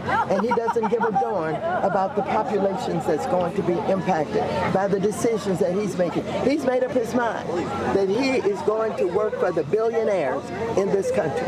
And the billionaires want a tax break. And that's what he's going to give them. And out of all of that, he's going to get rewarded by them. He's owning all of crypto now. And he's getting billions of dollars, even from Abu Dhabi. He got, I think, $2 billion to go into stable coins. And so we're fighting. The Black Caucus is fighting. We're doing everything that we can. We're in the protest. We're on the internet. But in the final analysis, we got to be on the street. We've got to organize the way we were taught to do in the civil rights movement. We show up and we protest and we walk the walk. We've got to do all of that because this is a fight that we cannot be intimidated by the president. We cannot step backwards. We've got to fight, and even if he thinks he wins, we got to keep on fighting. I mean, what are the logic of cutting food benefits, but then you want to go the corporate tax rate going from 35 to 21%, when you already have corporations who put their money offshore anyway. I mean, that to me, what is crazy. And both of you have heard all these Republicans for years yell about the deficit, but they don't care that this is about to explode the deficit. That's right. I mean, you're like, okay, what happened to the deficit hawks? That's right. It's the dismantling. It's the dismantling of society as we know it. It is expanding the wealth gap way beyond what the average American has ever known. We're moving towards authoritarian oligarchy with these corporations and their leadership making out like bandits. This tax cut is a tax cut in perpetuity. This is not a sunsetted tax cut. And the reason we're here is because it would sunset if we didn't pass this legislation. We've also seen they are rolling back the hiring of the IRS agents. That also was generating revenue. We are now seeing they were cutting the folks, firing the folks who were at the top line, going after the richest of the richest. And so up and down, they want to hook up folk who got money. And if you are making $80,000 or less, you're screwed. Absolutely. As a matter of fact, what people have to understand is the President of the United States is taking over all of government. And what he's decided, there'll be no more independent agencies. Right. They'd have to come and check with him, like the SEC, Securities and Exchange. They have to come to him before they do any public policy, before they do anything, and he will tell them whether or not they can do it. So in taking over all of the government agencies that are supposed to be independent, what you're talking about now, you're talking about a dictator. That's right. That's what he wants to be. He loves Putin. He loves Kim Jong-un over in North Korea. He wants to be a dictator, and he's moving rapidly toward it. He even now wants to take over the Fed. Right. And the Fed is supposed to be absolutely independent. Right. And so Powell is fighting back. You know, the man who's there, he's fighting back. But the president is continuing to say, I'm going to get you. And the way that they're going to get him now, they're going to put him under investigation. That's what they're doing to all of us. They put us under investigation. They've got the government's money to file lawsuits against us. And so they'll keep coming. And we're going to see what happens with Powell over at the Fed and whether or not they're going to get rid of him by putting him under a false investigation. This is a mean, low-down, cruel president of the United States of America. And I don't want people to think, oh, this is going to work out. If they, win the vote, they'll go in the back room and they'll negotiate. No, this is not that at all. This is horror and terror that's going to be placed on the most vulnerable people in this country. People who depend on government, who work every day, who are trying to get better careers so they can earn more money. These are the working people and the poor people that are going to be absolutely overrun by the President of the United States, taking away that which many of us have worked so hard for, to ensure that the government makes sure that it does everything that he can for people to have just a decent quality of life. Just a decent quality of life, which means you can eat. You have a decent place to live. You can get up on Sunday morning and go to church. But he has taken away our ability to have a decent quality of life. And he is absolutely focused on it and intends to make it happen whatever it takes. I could go on to any number of things that are unbelievable. When he took over and went to the Supreme Court with childbirth, and you know what they did? They just moved it over into saying, the lower courts cannot overturn or deny the president on an executive order, whatever he wants to do. Birthright citizenship. If the lower court does it, it just remains in their jurisdiction. So you have a country where you have over here, your birthright can be taken away, or whatever they want to do. But next door to you, in the same district, they have a right to do whatever they want to do because he has undermined birthright by dealing with executive orders and whether or not the lower courts can tell him that his executive order is unconstitutional.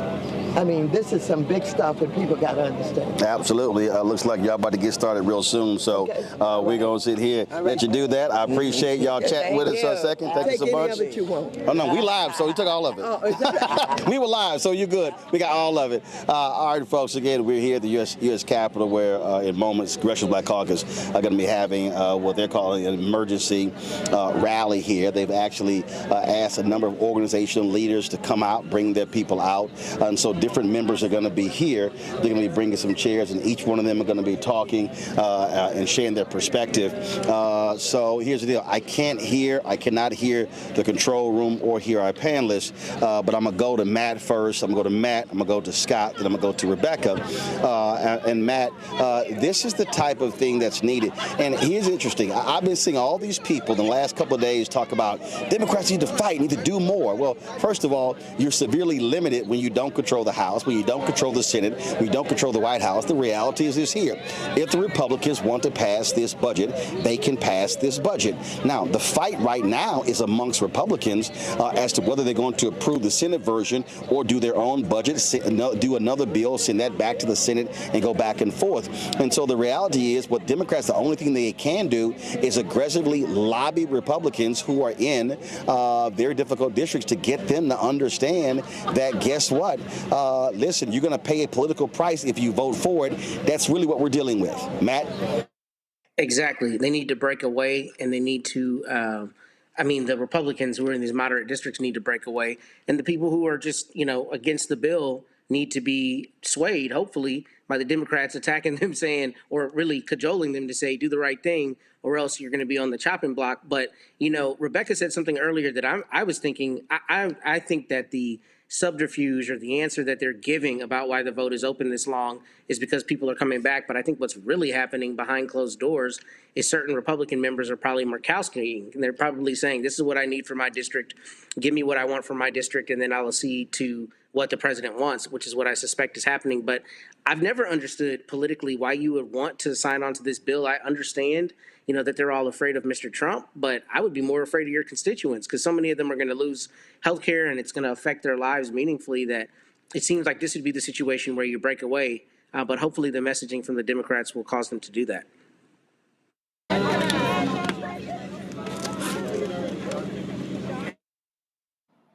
We ought to be in the streets and what have you, but I always get back to the whole voting piece. Black and brown people and Democrats and independents got to vote. We told them what this was going to be like repeatedly. They lived through this once with Donald Trump won, and we just aren't voting enough to outvote the Democrats or outvote Trump and MAGAism. And we're losing black and brown male voters. We're losing independents. And so the Democrats got to get their message together, got to get their politics together. They got to get a message that is hard-hitting and makes sense. And then they need to get their own political gangsters out there, much like to match the Republicans, because we up against some gangsters. Some political gangsters. And so until that happens, I'm all about marching and protesting, but we got to get our power back. Without that power, it's hard to really make a difference and to fight back effectively for our people. So there was a phrase that's really interesting that the Congresswoman said, and it was authoritarianism, but authoritarian oligarchy. And so I want to explore that more. Basically, what she's saying is we have consolidated power. It's by those who are the capitalists, those handful of folks who own the wealth in this country. And they're removing a lot of democratic principles out, and they're taking it out of our government. And instead, we see a consolidation of power. It's largely around money. And those are the things that are happening that are determining whether or not elected officials are going to vote for something like this that by all estimations is going to be really devastating to ordinary and the majority of Americans in this country. And so we could talk about voting. And of course, I lead a national voting rights organization, so I always support voting. But the thing is, people are going to have to turn out in such overwhelming numbers and flood the zone. And so many people have to show up. So then when we see like in a North Carolina, where you have someone who's duly elected to the state Supreme Court, and you see that there is like a 6-month battle with whether or not that person could be sworn in, because the person who lost decided that they wanted to be a sore loser and that they wanted to contest a race that should not have been contested. And they were using different legal maneuverings that also didn't make sense, right? And so we need so many people of good conscience to get ready to show up. There are elections in this fall, but also in the spring, there are primaries going into the 2026 midterm cycle. But those are the things that have to happen. If ordinary everyday Americans don't like what they're watching, if they're seeing, and especially by the numbers, we see that most Americans do not support the elements that are in this bill.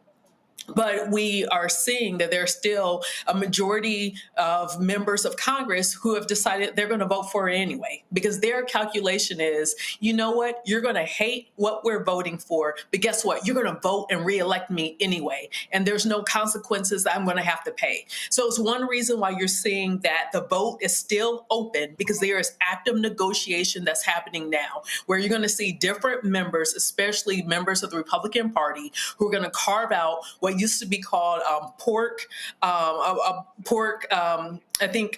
barrel special projects for their district. But, you know, you're going to have people maybe like a Virginia Fox saying, hey, disregard the 2 rural hospitals in my district that are about to shut down, and disregard that there's going to be long lines in the ER, because that's now how people are going to start to get their health care, because it's cuts to both Medicare and it's cuts both to Medicaid. That's a large swath of Virginia Fox's district. But disregard that, because instead I have a new post office that's being named, or disregard that because I got an extra $10 million that will go support small businesses in my district. People have to make sure that they're not falling for the okie doke, because yeah, it's great. There's an extra $5 million to support small business, but at the cost of upwards 43% when I'm thinking about Alaska of people who are either on Medicare or they're on Denali Care. Denali Care is Alaska's equivalent of Medicaid, which is for working families and for poor families and for children whose parents aren't able to buy them private insurance to make sure that they still have adequate health care. And so people can't fall for the okie doke here. Don't let someone play in your face or lie in your face. You actually have the tools to look up and see what the devastating consequences are going to happen, because your representative is hell-bent on voting for a bill that by all means is a bad bill. All right, folks, so we'll do a reset. So we left our studios at 16th and K on what I still call Black Lives Matter Plaza, the race down here to the United States Capitol. So as you can see, go ahead and pan. So you got a number of members who are here: Congresswoman Maxine Waters, Congresswoman Joyce Beatty, Congressman Troy Carter. You got Congresswoman Yvette Clarke, who's head of the CBC. You got Congresswoman Frederica Wilson, Congresswoman Lucy Bath, Congresswoman Lauren Underwood. We've got other members who are going to be coming, and so shortly they're going to be speaking at the podium and also addressing folks. And what they've done is they've sent the word out to a number of organizations, civil rights organizations, political organizations. I see the brothers who win with black men. I saw Khalil Thompson a little bit earlier over here. They got their table set up as well. So what they've been doing is wanting as many folks as possible to come out here for what they are calling this emergency rally. Again, drawing attention, driving attention, because the pressure is being put on Republicans inside of that building, the U.S. Capitol. Donald Trump gave the Republicans a deadline of July 4th, where he wanted this bill passed, and so he wanted this bill passed by July 4th, and so they want to meet that deadline, but they got some Republicans who are actually stuck. Joining us right now is Congresswoman Lauren Underwood. So you can just go ahead and hold it. So that's cool. One of the things that's really jumping out here, you have all these Republicans who were saying, oh no, don't touch Medicaid, don't touch Medicaid. Trump, there's a report that said he met with them and he literally said, hey, if you guys want to survive political next year, don't touch Medicare, Medicaid, Social Security. They were like, dude, this actually cuts Medicaid. And it's as if he doesn't know what the hell his own bill even does.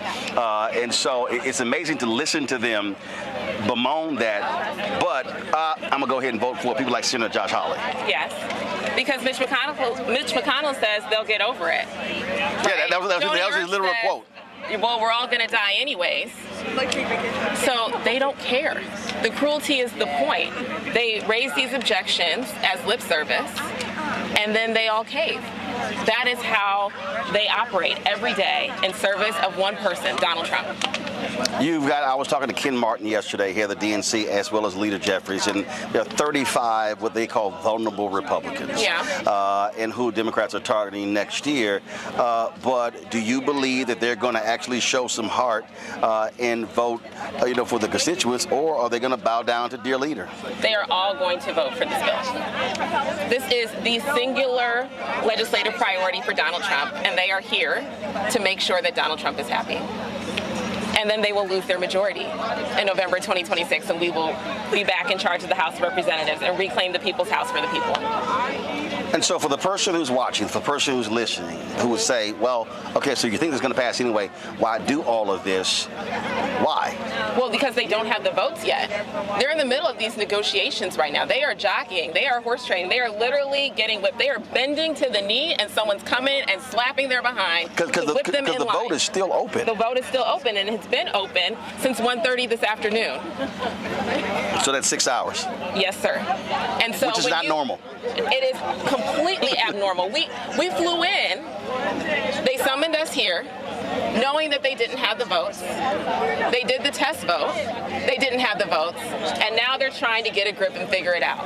This is where you come in. This is where the phone calls come in. This is when the stories come in. This is when the activations are important to show them so that they can't say they didn't know. So they can't say, well, no one told me. So they can't say, well, I didn't see that in the bill. We're standing here today saying that 17 million people are about to lose their health care. Millions more are going to see their costs rise. We're standing here today and a whole lot of red states. Oh, every state, every zip code, every zip code. We're standing here saying that rural hospitals are about to close. The nursing home industry is going to collapse. What that means is end-of-life planning for grandmama and them. Like, for real. There's not going to be anywhere for our loved ones to get the level of care that they deserve. For folks to understand, this ain't a black thing. We're talking about the entire Louisiana healthcare system. Said to Speaker Mike Johnson, "What are you doing?" You got the building trades, the electrical workers who are saying, "Oh, y'all killing all this green jobs. You're killing the manufacturing," and they're just kind of like, "Nope, don't matter. We're good. Don't matter." Because the billionaires are getting their tax cuts, and for them, that's enough. For them being these House Republicans. And the large corporations. That's right. But for working families, regular Americans, we know that people in our communities are going to be going hungry. Kids, veterans, seniors going hungry. The largest cuts to food stamps.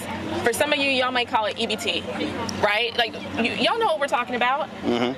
Cut all this paperwork designed to make sure that you don't get that $6 a day to help you feed your family. And then they're claiming these 4.5, 5 million people on Medicaid who are able-bodied people, so that's their rationale. Listen, they're trying to create this archetype as if there's some 30-year-old man in his parents' basement playing video games all day, eating off the system, trying to get some health care. That's what that guy should be going to work. I think that's the new Ronald Reagan welfare queen.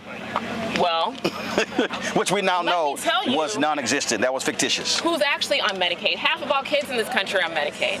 Medicaid pays for 2/3 of births for black moms and families. We're talking about moms and babies getting kicked off their health care. And they're doing it to give billionaires a tax cut. That's it. And they think that you all are going to get over it. You have to stand firm and say absolutely no.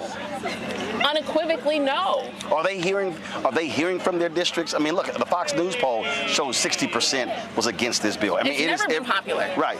And no poll, none has this been popular. But you know what Mitch McConnell said? They'll get over it. That's literally what he said. And so we need you to call, like right now, today. Pick a Republican, any Republican. Right. It doesn't matter which one. And it doesn't have to be your representative either. Yeah, I told everybody yesterday, guys, every Democrat's voting against it. I said, so tailor your, I said, don't waste your energy trying to call a Democrat in the House. You should be calling Republicans in the House. Yes. And share the stories. There's not you don't need a script. You don't need to read off a script. You're not going to do it wrong. And I know that some people don't like to make phone calls. They like to text. No. They like to post. They like to slide into DMs. This is not that moment. You got to just. No. They got to lock up phone lines. And make that phone call. Yep. Okay. All Thanks, right. Roland. Congresswoman on the wheel. We appreciate it. Good to see you. Thanks a bunch. All right, folks. We're going to go to a quick break, and then we're going to come back, and then hopefully this will be starting soon. We're going to be carrying it live right here, Roland Martin Unfiltered, right here on the Black Star Network. Thank you. On the other side of change. Mass incarceration, Trump administration is doubling down on criminalization, and how it is profitable. And there's something really, really perverse about saying that we need to put people in cages in order for other people to have jobs. Like, that is not how our economy should be built. Only on the other side of change on the Black Star Network.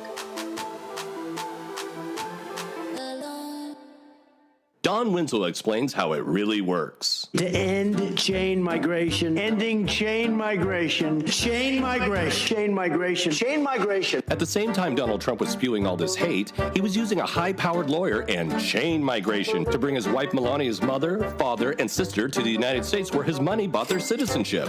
Citizenship was just awarded to victim of my canals. Here's how it works. At the same time plagiarizing plastic First Lady Melania Trump had kids pulled from their cages for this staged photo op, her family was living lavishly in the United States under permanent resident status. But that's mainly just for rich white people. If you're Mexican, you don't get to live in a fancy New York apartment while you wait.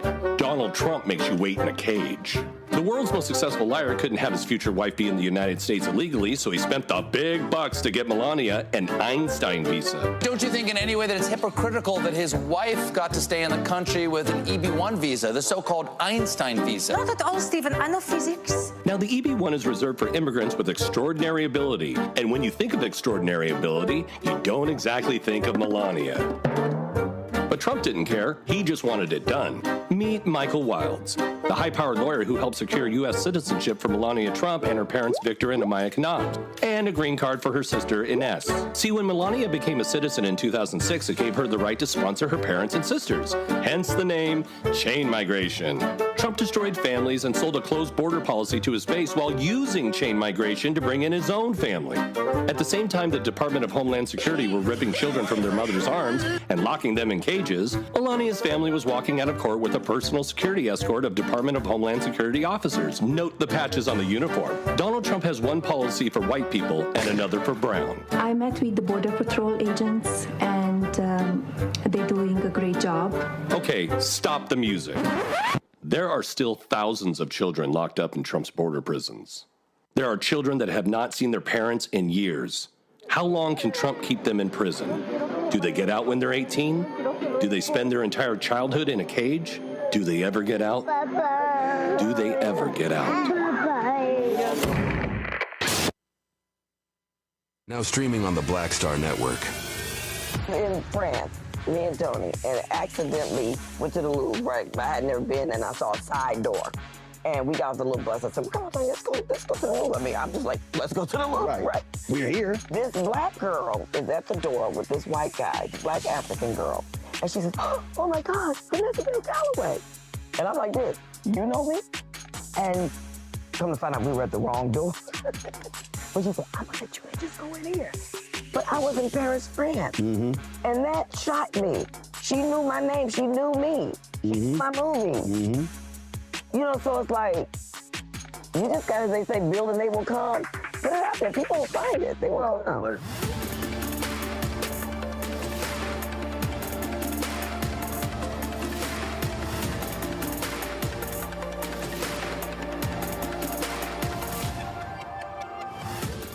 Now streaming on the Black Star Network. I had been trying to get a record deal for a long time. You know, when I finally got signed to the Motown record label in 2003, I was 34, 35 years old. And up until that time, I had been trying to get record deals the traditional way. You know, you record your demo, you record your music, and you send it, you know, to the record labels, or maybe somebody, a friend of a friend, knows somebody that works for, you know, the record label. And really, chemistry that was my last-ditch effort at being in the music business. How long have you been trying? I've been trying since I was a teenager. Wow. And you know, and I'm grateful that it didn't. I'm grateful that it happened when it happened, because I wasn't prepared, you know, as a teenager to embrace all that comes with a career in the music industry.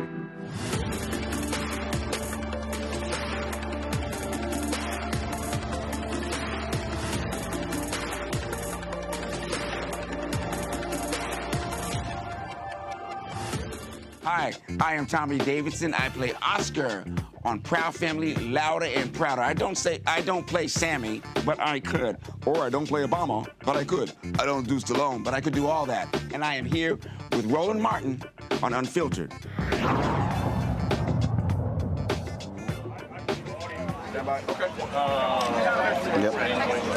All right, folks, in just a moment, Congressional Black Caucus is going to start. They brought these chairs out here.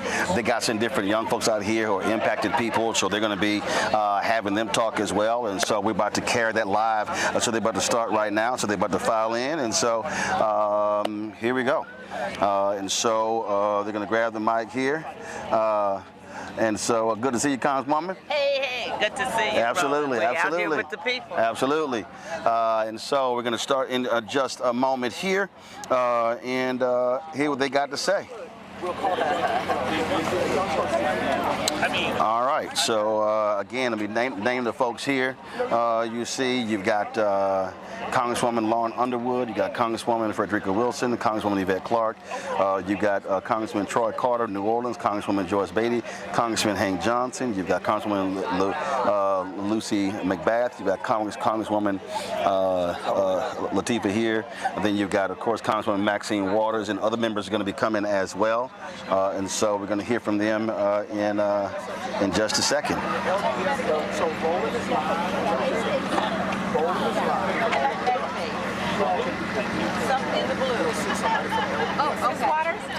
So that's Congresswoman Latifah Simon, who's on the far left as well. So there we go. So we're about to start in a second.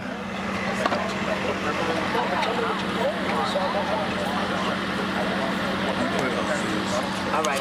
Yeah, I got the DJI mic up here. They got they have a speaker here as well, folks. So we'll be able to hear them, and so we'll work through it. All right.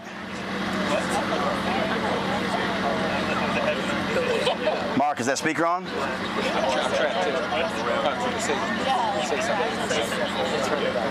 No, it's not on. You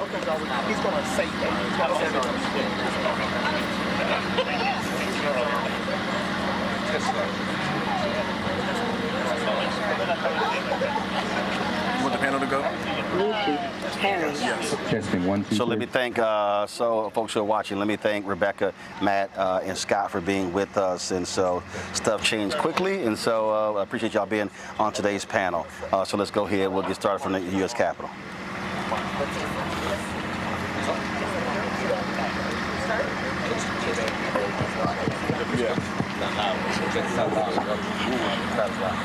Yeah, you need to pull that. Yep.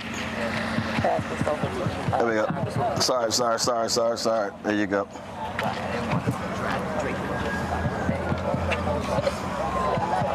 I think there you go. Ready? Good evening, everyone.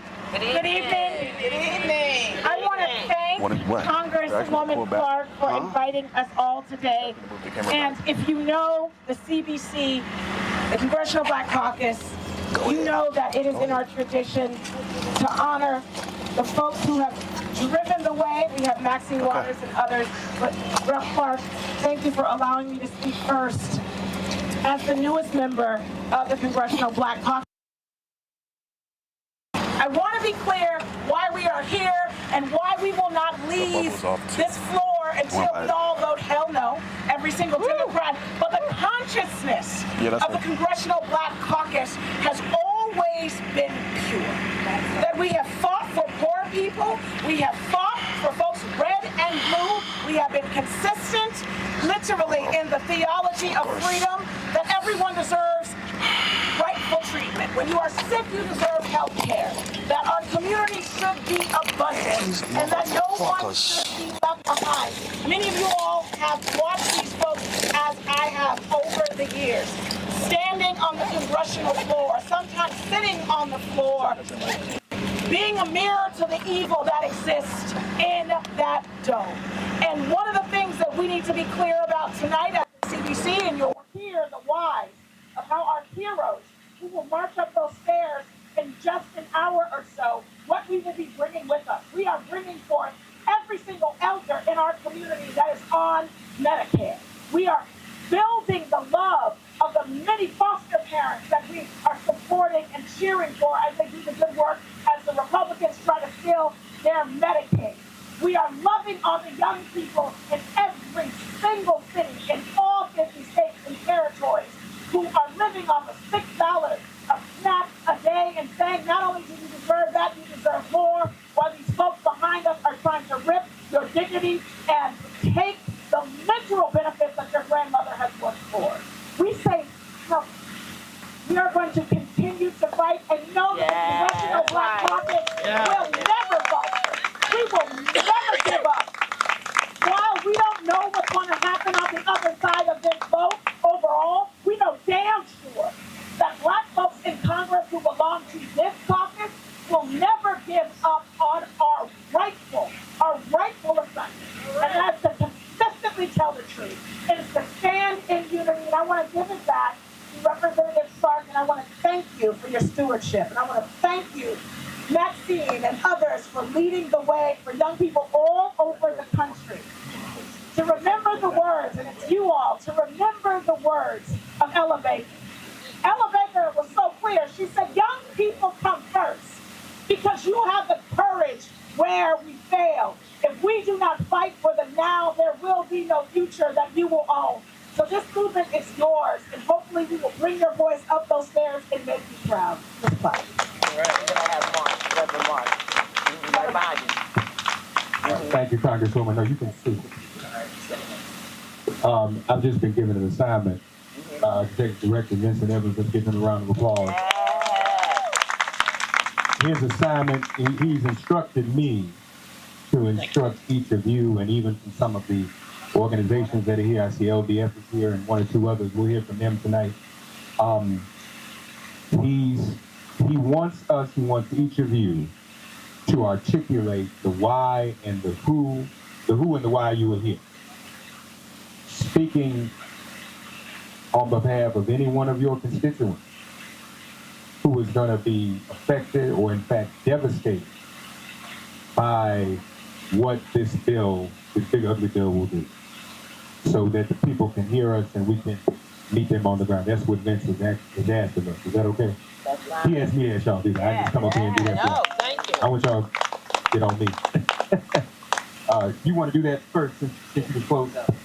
Describe who you're here for. I'm here for folks who've led the way and folks who are waiting for us to continuously stand up for them. I'm here for, like I said, foster children, young people who are incarcerated, the men and women who are coming home from prisons and jails. We are here for the disabled community who are literally fighting to survive and fighting to live. Our wives are to be literally the folks that represent the folks who need us the most. And please introduce yourself, Dr. Kelly. Benjamin F. Chambers Jr., National Newspaper Publishers Association, representing the Black Press of America. I'm so pleased to be here with the Congressional Black Caucus, and let me just succinctly say, 50 million Black Americans are opposed to this bill. And we've come today to stand with the Congressional Black Caucus. This bill is going to be devastating to Black Americans. It's going to be devastating to people who have Medicaid, devastating to people who are going to lose their health care. I have a sister, Congressman Clark, who runs a rural hospital in Oxford, North Carolina. And she called me today, she said, they're going to have to close the hospital if this bill passes. So this is just not for the urban community, suburban community, it's also for the rural community. The people who are voting for this bill have no care about the majority of Americans. And so we have to stand with the CBC.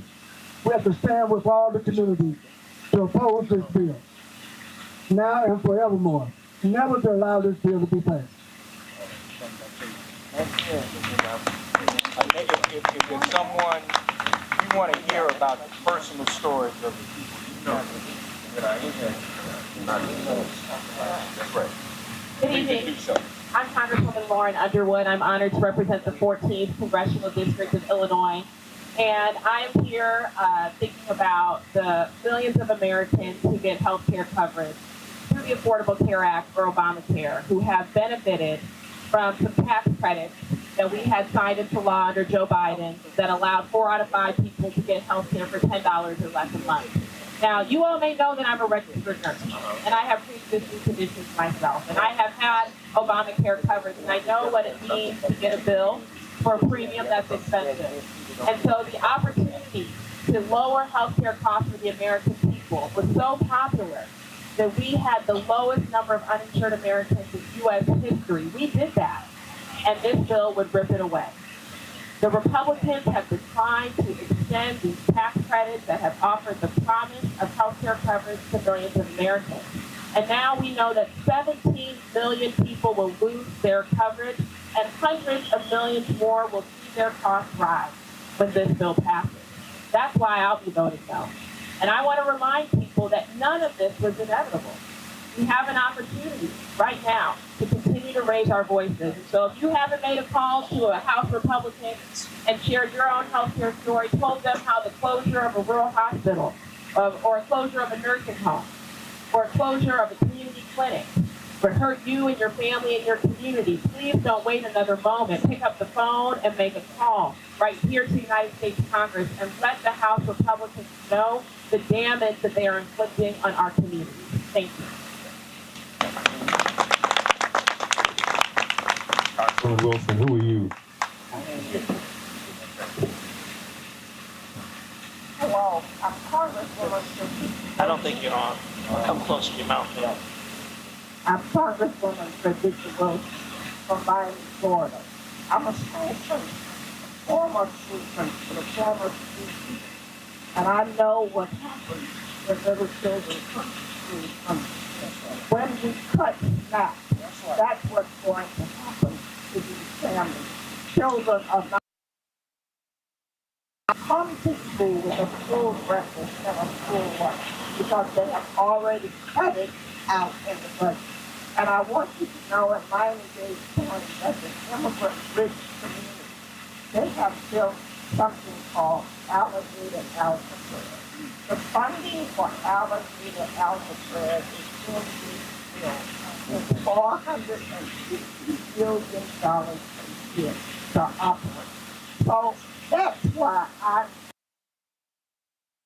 because I represent so many Asian Americans, so many Hispanic Americans.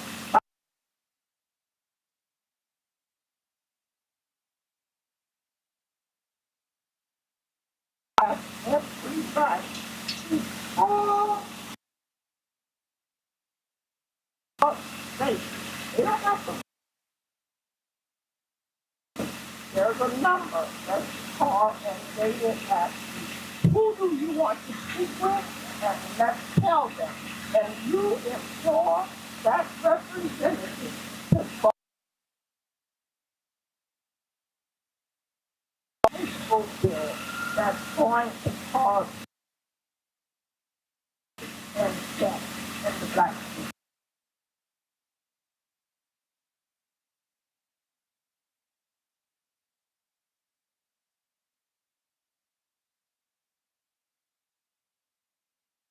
This week on the other side of change. Mass incarceration, Trump administration is doubling down on criminalization, and how it is profitable. And there's something really, really perverse about saying that we need to put people in cages in order for other people to have jobs. Like, that is not how our economy should be built. Only on the other side of change on the Black Star Network. Don Winslow explains how it really works. To end chain migration, ending chain migration, chain migration, chain migration, chain migration. At the same time Donald Trump was spewing all this hate, he was using a high-powered lawyer and chain migration to bring his wife Melania's mother, father, and sister to the United States, where his money bought their citizenship. Citizenship was just awarded to Victor and my canals. Here's how it works. At the same time plagiarizing plastic First Lady Melania Trump had kids pulled from their cages for this staged photo op, her family was living lavishly in the United States under permanent resident status. Of these institutions. We're talking about a collapse. And that collapse has a ripple effect across the entire city of New York, because we are all interconnected. I think about those families in my district that are currently utilizing their SNAP benefits to access food through food pantries. There is such an inflation in the cost of living in our nation that we are trying to find ways for people to be able to access nutritious food at lower cost. Think about those who are not nutritionally sound, who are not healthy. The nutrition we all seek also goes to our physical wealth and mental well-being. Without that, we can see the constant decline in the health of the people of a society.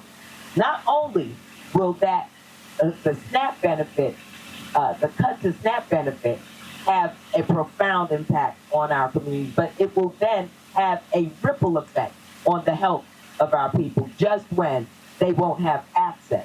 They won't have access to Medicaid. I think about the young people who have these gig jobs, and these gigs is a part of the gig economy. They don't have health insurance, but they were able to access Medicaid. And so their primary care was assured because we, as a civil society, looked out for young people who are out there striking out on their own and just trying to get a leg up in this economy, in our society. This is probably the most wicked thing that a government could do to its own people. To its own people. And to know that there are cowards in the Republican Party that is allowing their own people to suffer just to be able to sit at the feet of Donald Trump is just as horrific as we can ever imagine.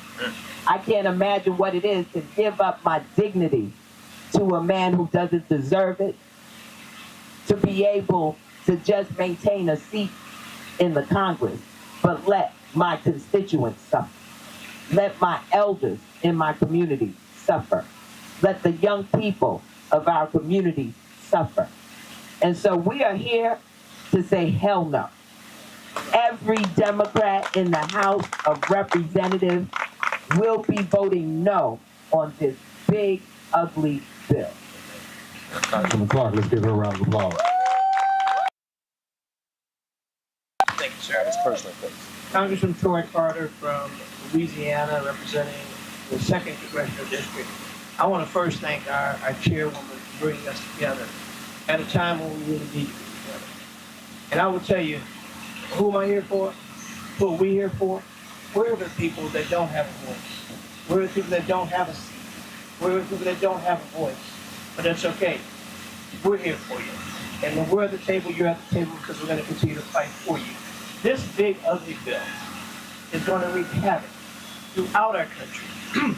It's going to hurt the Black community perhaps more than any other community. But guess what?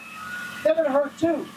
And these guys don't even care because they have taken the hook, line, and sinker to follow Donald Trump down a rabbit hole that they'll never come back from. People that will be denied Medicaid, who will lose their benefits one way or the other because they have made this so complex that you have to reapply and reapply. Listen, if you had to reapply for your driver's license twice a year, people wouldn't be able to drive. They know this because people are busy working, living, trying to raise their families. So the expectation is people, even though they may be eligible, will be kicked off the roads because they make the paperwork so onerous that they can't keep up. This is a trick. This is a trick of an evil regime. And we are going to, as Congressional Black Caucus, we're going to continue to call it out.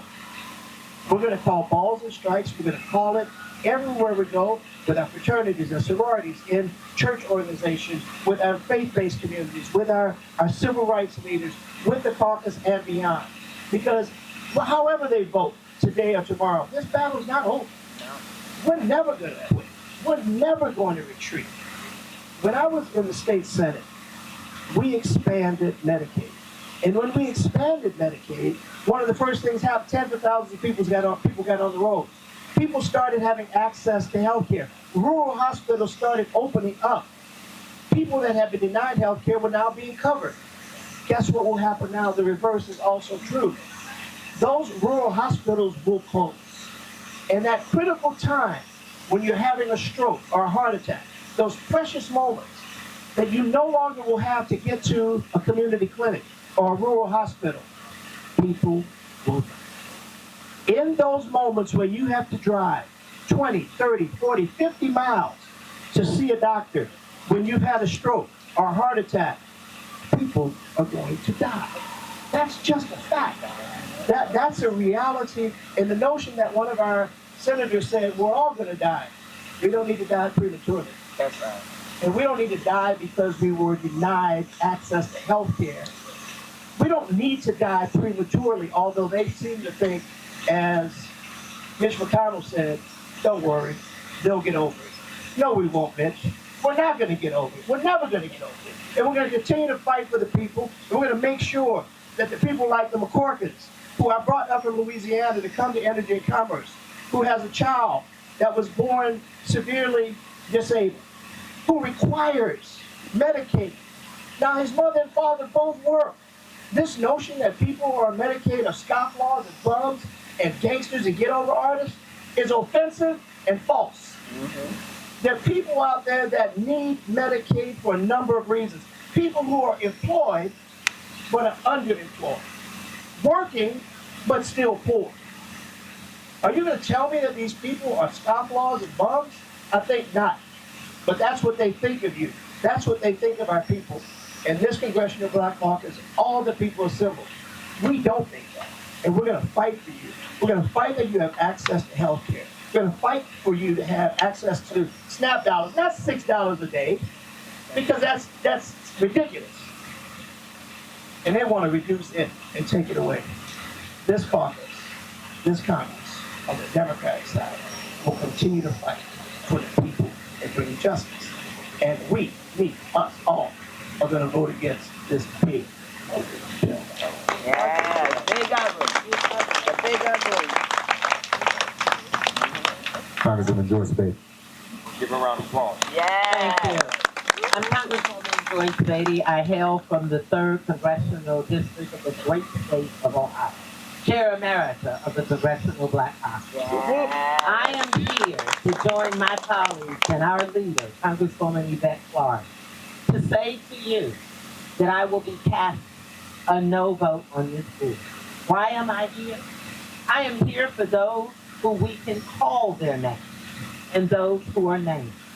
I am here for every family, every single mom, every sick child, every child trying to get a better education, whether they are in rural America or urban America. They deserve the right to keep their hospitals open. They deserve a right to keep health centers open. I'm here to vote no because this is the largest amount of Americans that will lose their health care. 17 million families and individuals are at jeopardy. Some 11 million children will be taken off of SNAP. I am here because I want all of America to know that we are not only the country of the Congress, but we are here because earlier today, we stood up.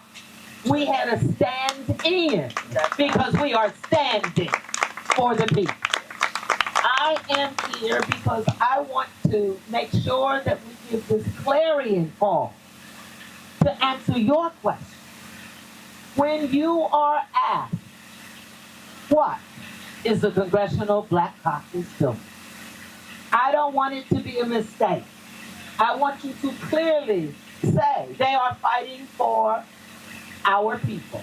They are standing up and making a difference. They are not afraid to call out Republicans.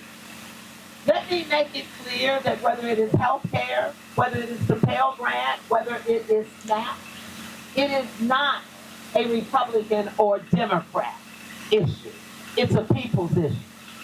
But what is a Democrat and Republican issue is that Republicans do not have the courage to do what's right. And you should not forget that. My question to you is what you are going to do. And that is, you are going to vote. You are going to vote just as we are asking in the United States Capitol later tonight that we only need 4.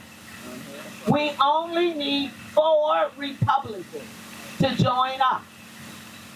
So I need you to remember, we only need 4. 4 Republicans could save the lives of millions and millions of children, of families, of hard-working Americans. So join me, and let's say we only need 4. We only need 4. And I yield back my time. Thank you, Congresswoman Daly. How this affects you, Congressman Hank Johnson, and those your constituents. Thank you, sir. Good evening, everyone. Good evening. And I am proud to be here with my fellow members of the CBC, the Congressional Black Caucus, under the leadership of Chairwoman Yvette D. Clark, my classmate from the class of 2007. We've been in Congress for 19 years together, and so I'm privileged to be sharing this moment with you as well as my other members and the stakeholders who have joined us.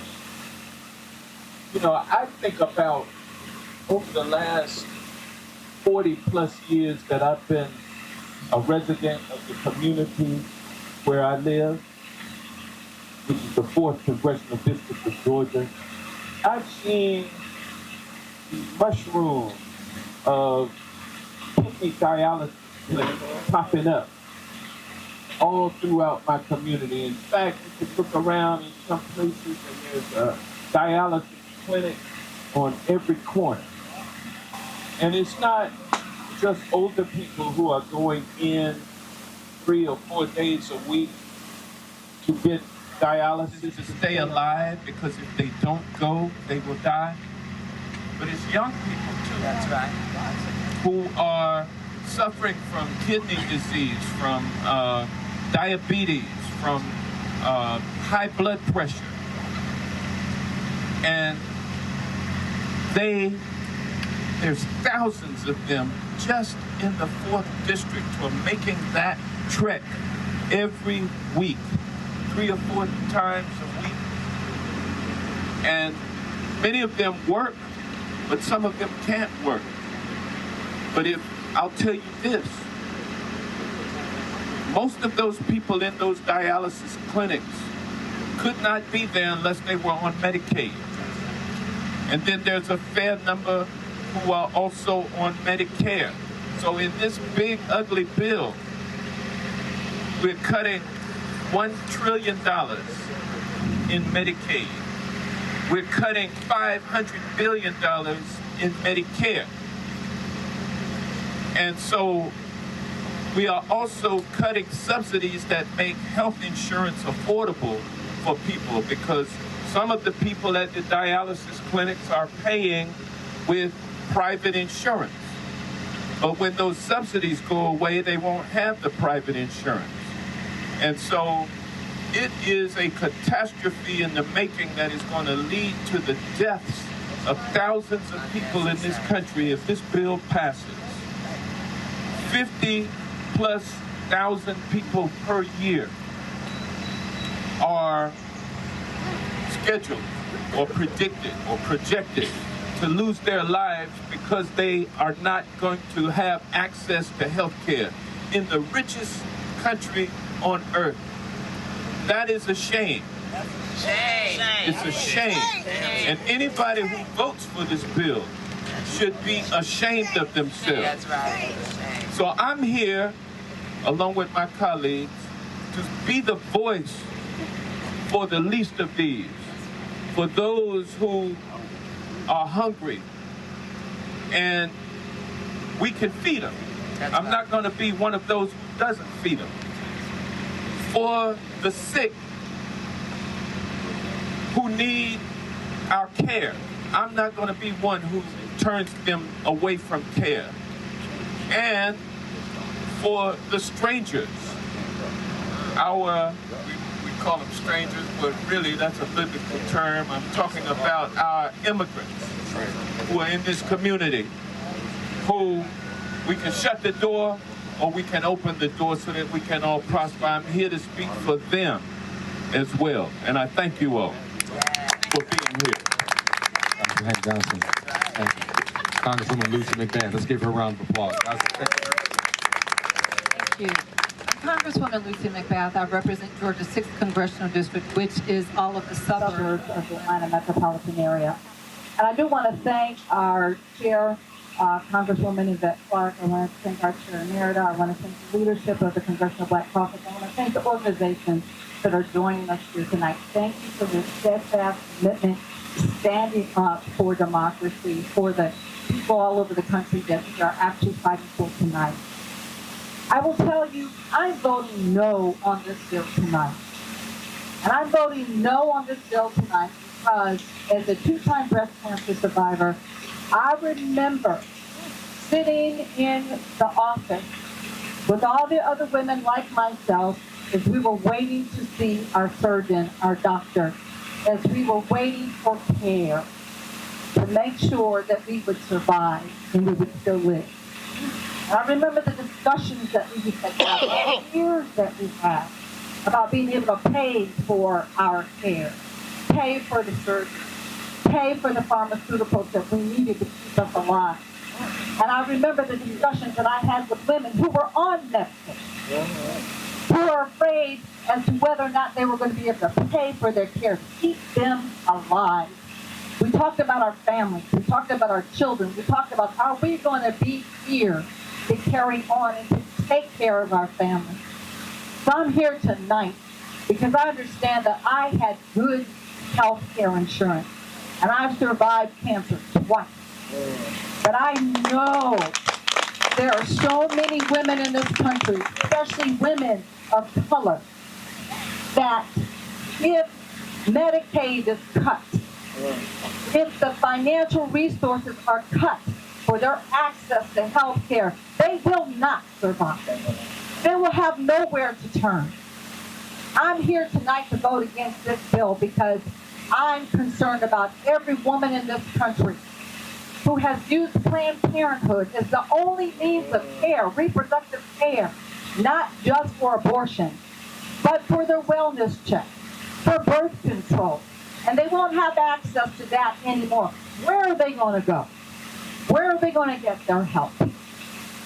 I am here tonight to vote no on this bill because I have asked over and over again in the state of Georgia to our governor why he won't feed our children during the summer when they're in summer camp. Why he refuses to feed our children, feed our babies, and I've never been able to get an answer. And now I'm even more afraid that they won't even be fed during the summer. They just won't have SNAP and these benefits at all. I'm here tonight to vote no on this bill because I'm so deeply and gravely concerned about what this means for the nation. We're talking about health care cuts. We're talking about public education cuts. We're talking about veterans cuts. We're talking about for those that have disabilities. We're talking about a whole gamut of cuts that will just completely rip the rug from underneath the feet of so many people in this country every single day that are just struggling to get by. So I'm voting no tonight for those people who don't have a voice. I'm voting no tonight against this diabolical, unethical, immoral piece of legislation that will change democracy here in the United States for generations to come.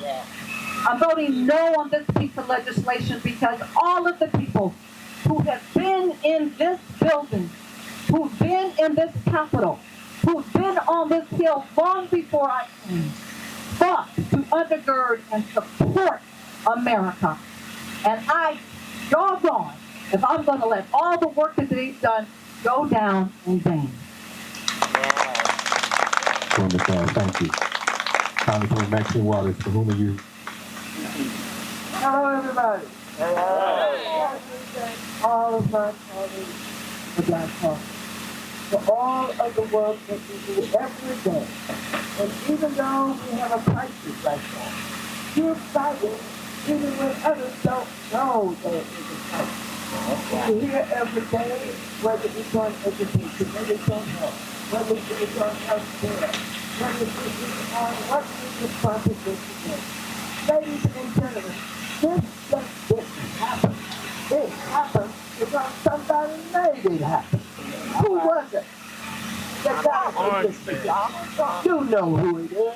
It's the President of the United States of America, Donald Trump. You know that this unkind, cruel, low-down, dirty President of the United States has used his executive power, using his executive orders to change this country in ways that nobody ever thought could do. Our ancestors have fought very hard for us to come to the time when we could have halfway decent care. We come to the time where we was all dying from preventable diseases. I have come from a time and place where families didn't have any primary doctor. The only way that you saw a doctor or got to a hospital was if you broke an arm or broke a leg or you got hit by a car. There was no such thing as preventive medicine. Many folks have sacrificed. They have worked hard to get us to a place where we can have halfway decent care. We still are working to make sure it is 100%. But before we can get there, this cruel president has taken his power, understanding that once the people elect you, that you can use your executive power to do whatever.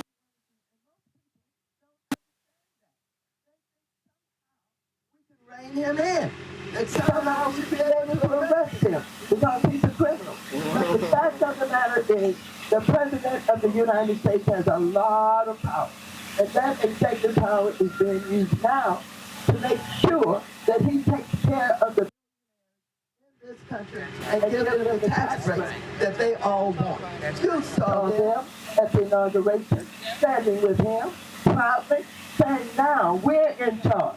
And we're going to do whatever we need to do to make sure that all of this government money is not going to those people. Because those, who are they talking about? They're talking about us. They're talking about poor people. They're talking about people who work every day, who make minimum wages and low wages. They're talking about people, some of whom who vote for them in rural communities that don't even know who's undermining them. We know, and we fight. I'm mad as hell.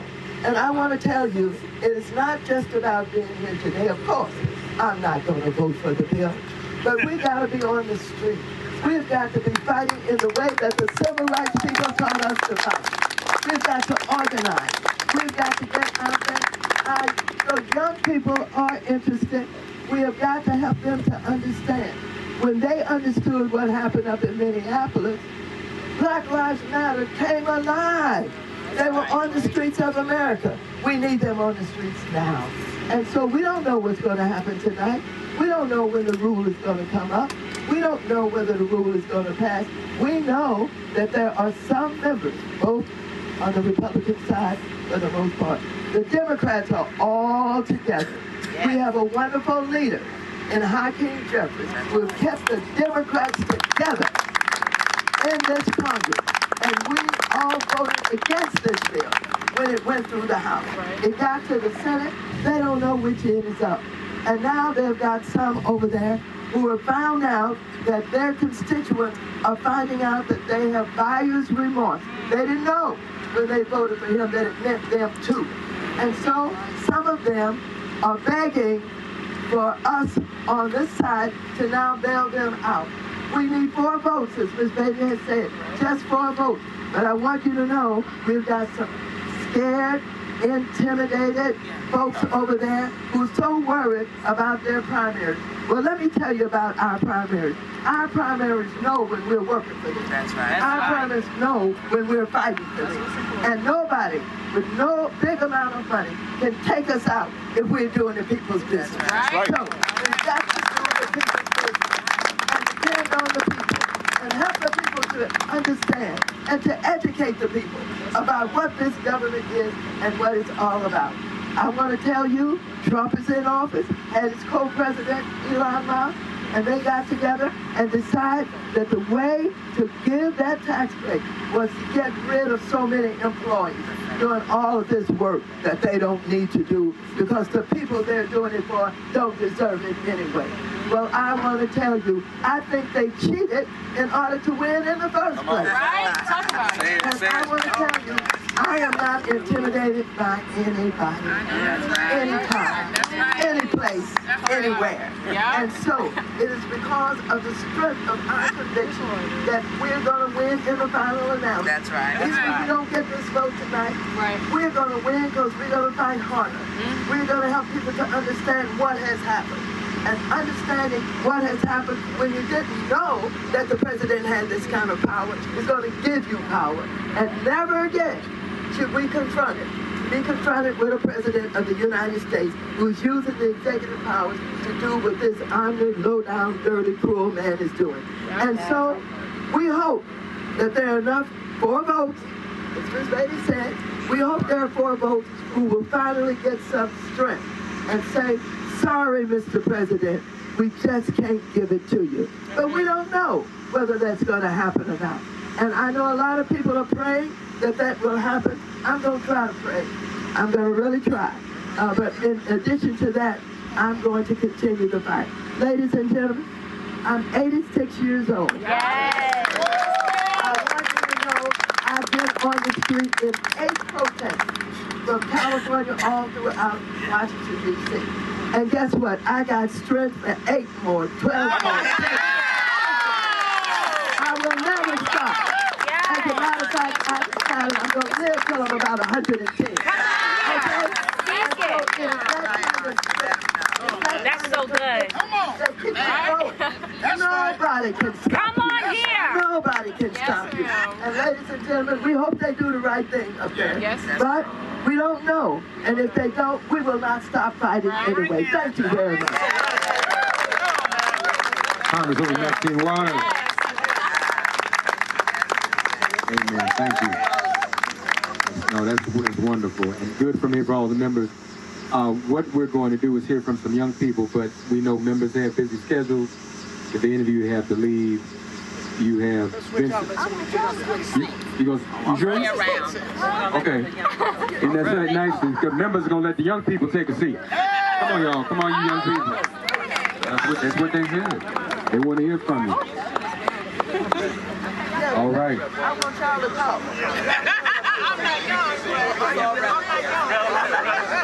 We're also, folks, and we're streaming all over the country. People are watching this everywhere. There's a larger crowd watching than it may be here, and that's important. Now, Congresswoman has given the young staff permission to cuss. on the Capitol grounds. Amen. All right, well, so let's start here since I'm on this side. We're also going to hear from Families USA and LDF. We appreciate them being here. Young people, we want to hear how this, while you're here, and how this personally affects you. Be sure to say your name and where you're from.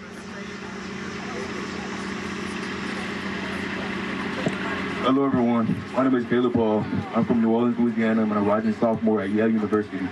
I'm here today because I'm also serving in Congresswoman Lauren Underwood's office.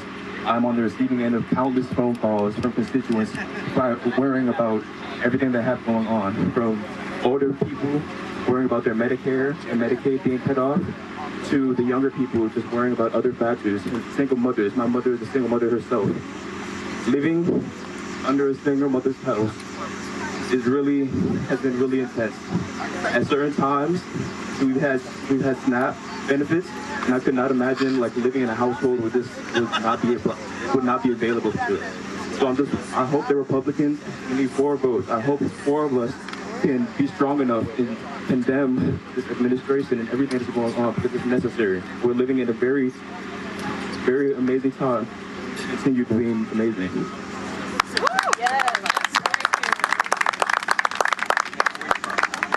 Hello everyone, my name is Jonathan McGee. I'm from Los Angeles, California, specifically the 43rd District of the Congressional District under Congresswoman Maxine Waters. And I'm here today as a rising sophomore at Yale University, and I'm a CCF intern as well. And we are living in a time where we cannot allow the administration here today impact us in the way that they are, and taking vital programs away from the people of America. I personally have experience where my grandpa is on Medicare, and he is currently bed bound in a nursing facility in the middle of the valley in California. And we do not know what is going to happen to him after everything that has been going on with this administration, with the votes that have been happening, and everything in between the votes that have just been going on. So we need to mobilize and continue having spaces like this where we're able to talk about what is going on in America and how we can protect the lives of people everywhere, regardless of where they're from rural counties, from urban areas, and everything between. It's very important. That is why I'm here, listening to constituents from all over the place that live in rural communities that are suffering from different places and different hospital conditions, medical conditions that are hurting them day in and day out. And we do not know what will happen to rural hospitals if they are gone. We do not know what's going to happen if SNAP and other benefits that are happening and impacting people across America are taken away. 17 million Americans are going to be at risk for several programs. We cannot let this happen. We need to continue fighting, and we need to make sure that we mobilize.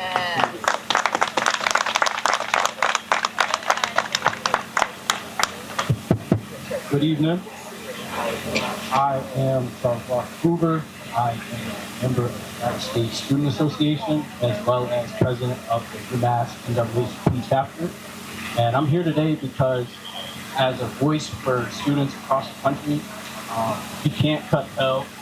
You can't raise the price of student plus loans and parent plus loans. You can't privatize that. Because if you privatize that, it leaves us vulnerable to private lenders who are sharks, who will do anything they can just to have 30 years paying off student loans. And I'm here because education is a right. I believe education is a right for all. Where you come from, I'm here from Springfield, Massachusetts. And I didn't believe I would ever be here outside the Capitol, but I'm here because I'm a student of history.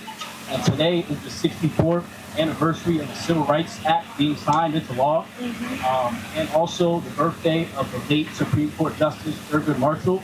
So I think today is a day of history, a day of reckoning, and history will remember who those 4 Republicans are if they sign and say no to the big, beautiful, big, ugly bill. But if they go along with their party, history will remember them as well, and history will remember what Donald Trump is doing and has done for this country.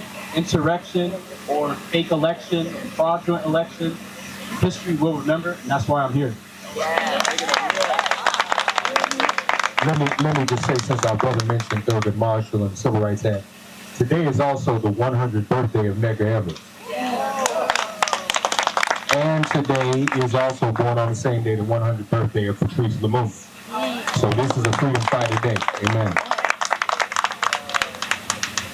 Hi, my name is Chloe Parkman, and I am here from a small town in Alabama. I attend the University of Alabama.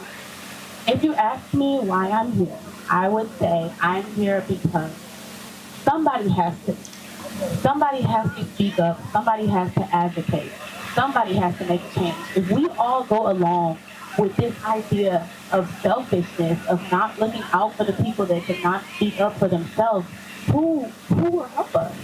Nobody. 40% of Medicaid is children. If they can't sympathize with children, do you think they can sympathize with us?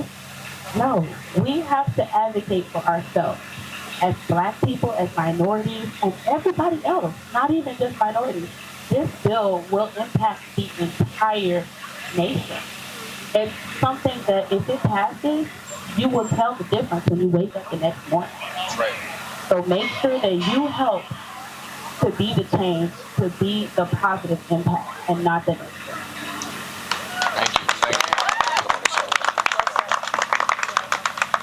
Hello, my name is Joseph Wool. I'm from North Las Vegas, Nevada, graduate of the University of Las Vegas. I'm a fellow CBC concern. I'm going to work this program in the world. And we come here in earnest efforts to advocate on behalf, not just of CBCF, but of our country. I'd be remiss if I were to go into I would be remiss if I were to go into this information without properly talking about my personal story. I am the son of Ethiopian immigrants who immigrated to Las Vegas in the late 1990s for the hope of a better life.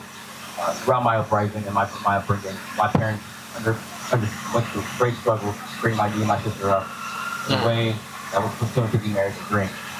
They brought us in the world and in the city community that was multicultural in nature and had all of the things that I believe in American democracy society should have. Today, in this bill, Progressive Republicans and this administration look to undo and undermine the very principles that constitute the community that I love so much. Democracy does die in darkness. We believe that everyone should be Congress representatives engaging within their government and their institutions to ensure that their voices are properly heard for the forthcoming vote.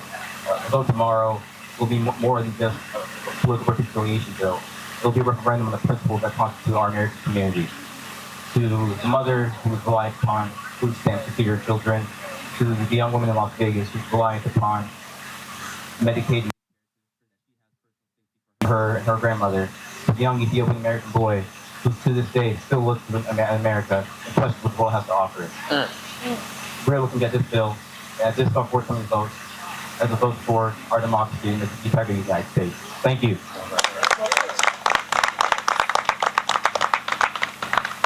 Good evening, everyone, and thank you guys for being here. My name is Laura Mason. I am from Baltimore, Maryland. I attend the lovely Morgan State University. And mine is also a personal anecdote. Growing up, my family relied on Section 8. We relied on SNAP. A lot of the fresh produce I have was because of the benefits that we received from SNAP. But Baltimore is one of the most, honestly, one of the most poverty-stricken cities. It's a majority Black city. We suffer from food deserts. I live in a food desert now, even just being on Morgan State University's campus. So I've seen what lack of food access does, not only to students, but to families, to individuals. And I've experienced it. Just moving along in my story, I moved out of my house at 16. At 16, you don't know anything. I know I didn't know anything. So that meant that in order to receive health care, I had to rely on Medicaid, and I still do to this day. So I am one of the people who will be impacted by this bill in the event that it goes through.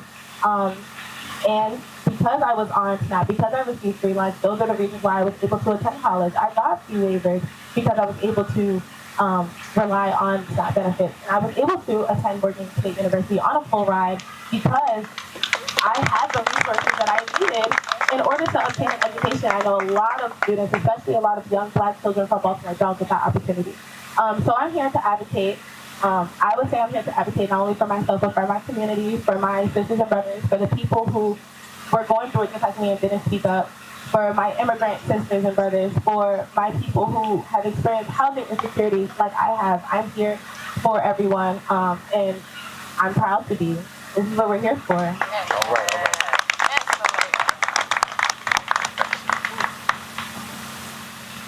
right. Good evening, everybody. My name is Omeba, fellow CBC intern, and I would be remiss if I didn't acknowledge how privileged and honored I am to be able to share my story amongst my peers of how impactful this bill would be on all of our lives.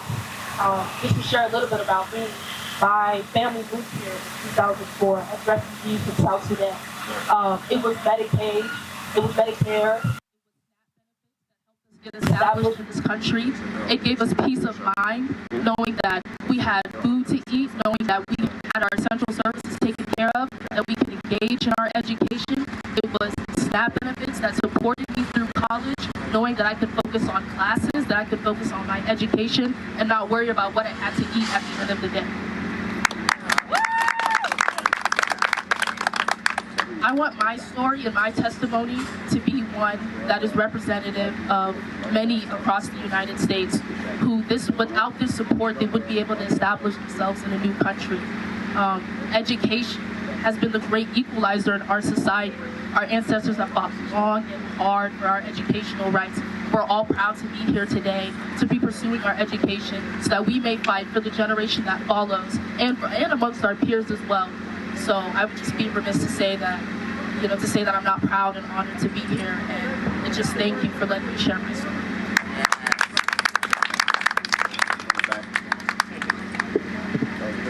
Good evening, everyone. My name is Roland Rowe, and I'm from Woodfield, Mississippi. I also attend Southern University of Agriculture and College at HBCU in Louisiana. Being from Mississippi, I am a CBC intern and Representative Bennett Thompson District, which is Mississippi's 2nd Congressional District. It's one of the poorest congressional districts inside of the United States. We have a bunch of residents who rely on Medicaid and Medicare. As a student who attends at HBCU, as a student who receives a Pell Grant, as a student who is a part of the United States Army, and who just hit 5 years choosing to serve in a country that he believes in, a bunch of black veterans will be affected by this bill.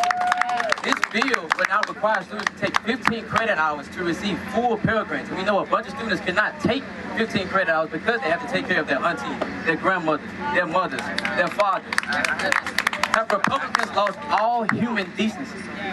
All human decency in all factors.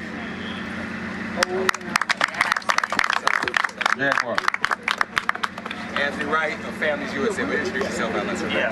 Thank you. I am so privileged to be amongst these great young emerging leaders as well as those. That's amazing. Give them applause. As well as with the heroes from the Congressional Black Caucus earlier, folks that I have looked up to for my career. My name is Anthony Wright. I'm the Executive Director of Families USA, the longtime national healthcare consumer advocacy organization. Originally from the Bronx, New York.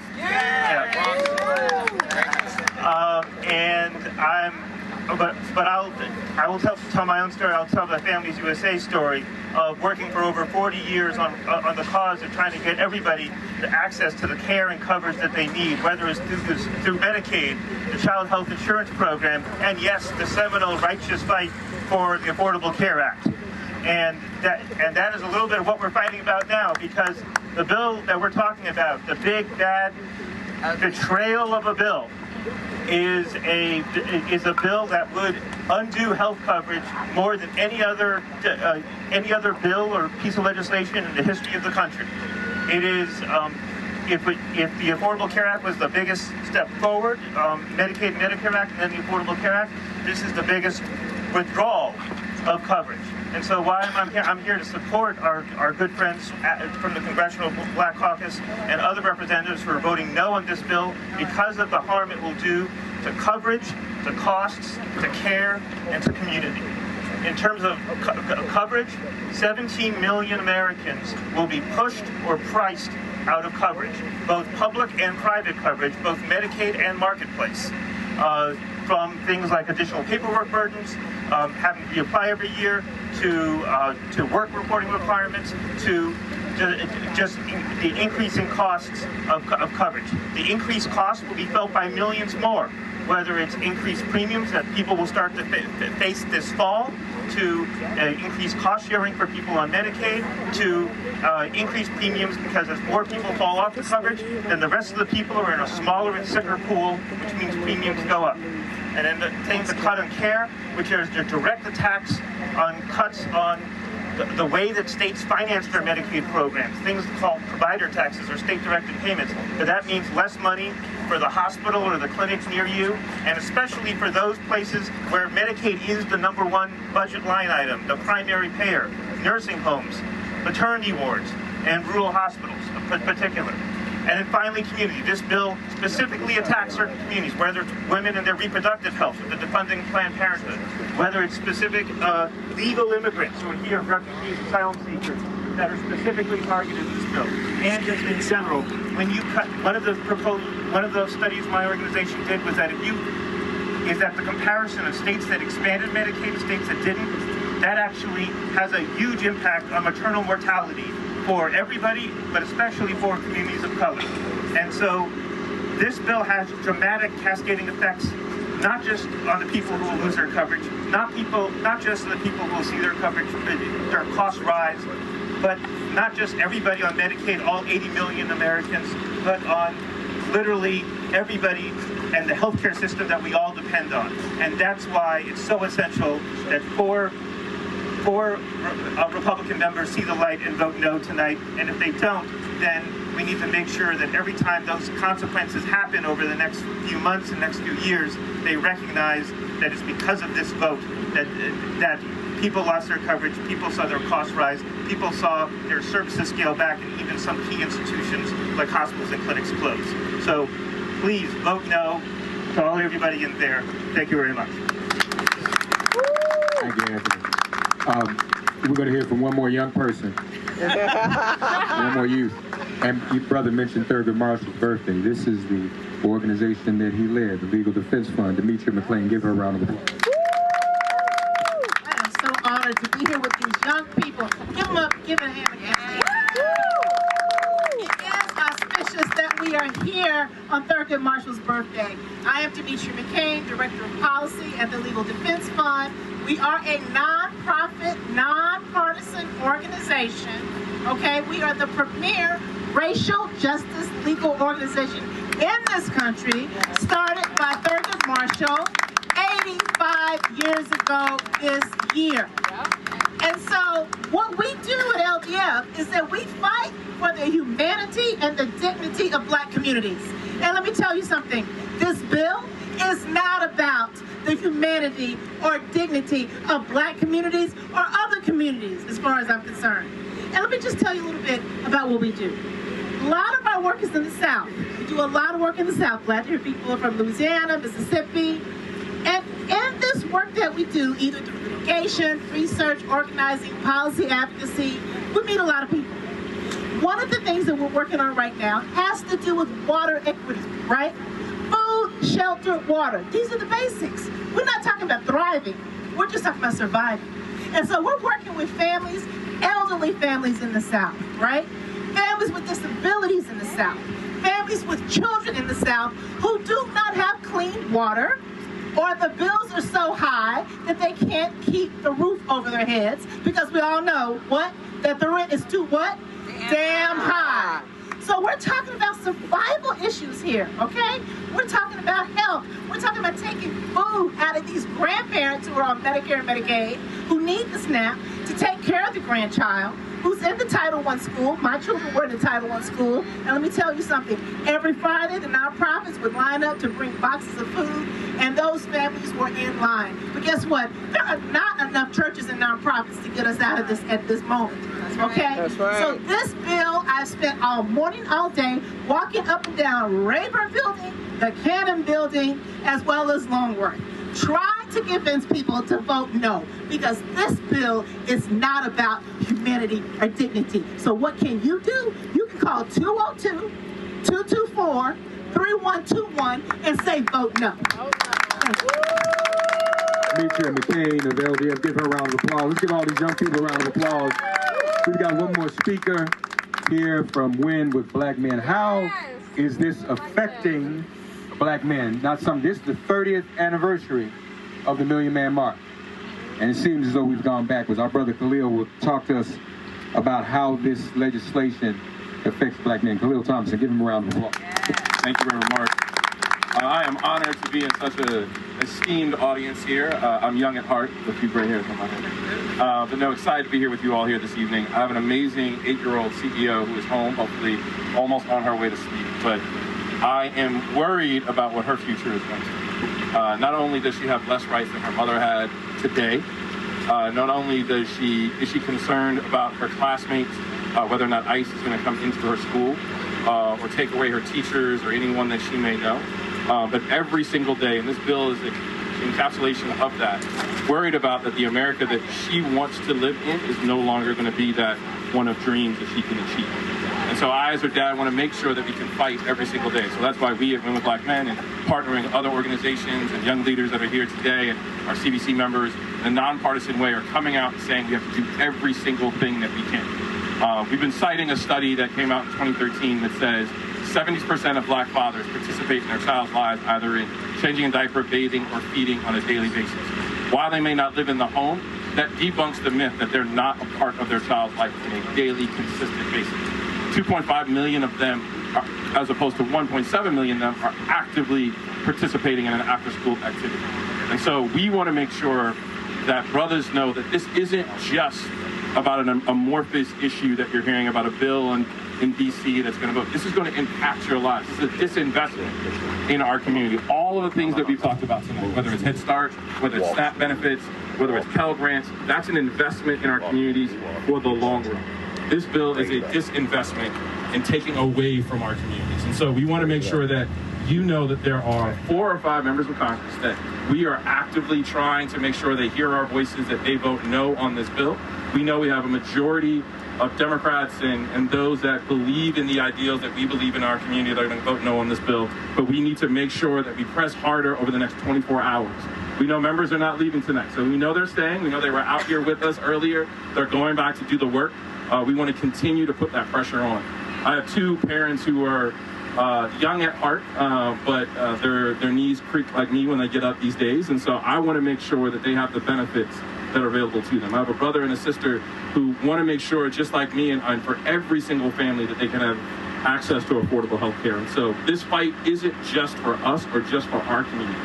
I think many of us that are either watching this online or hearing us right now, this isn't just a Black or brown issue. This is an American issue. We need you to understand that this disinvestment is going to drastically hurt all Americans, not just Black and brown Americans, not just Black men, not just Black sisters, not just our brown sisters or brown brothers and sisters.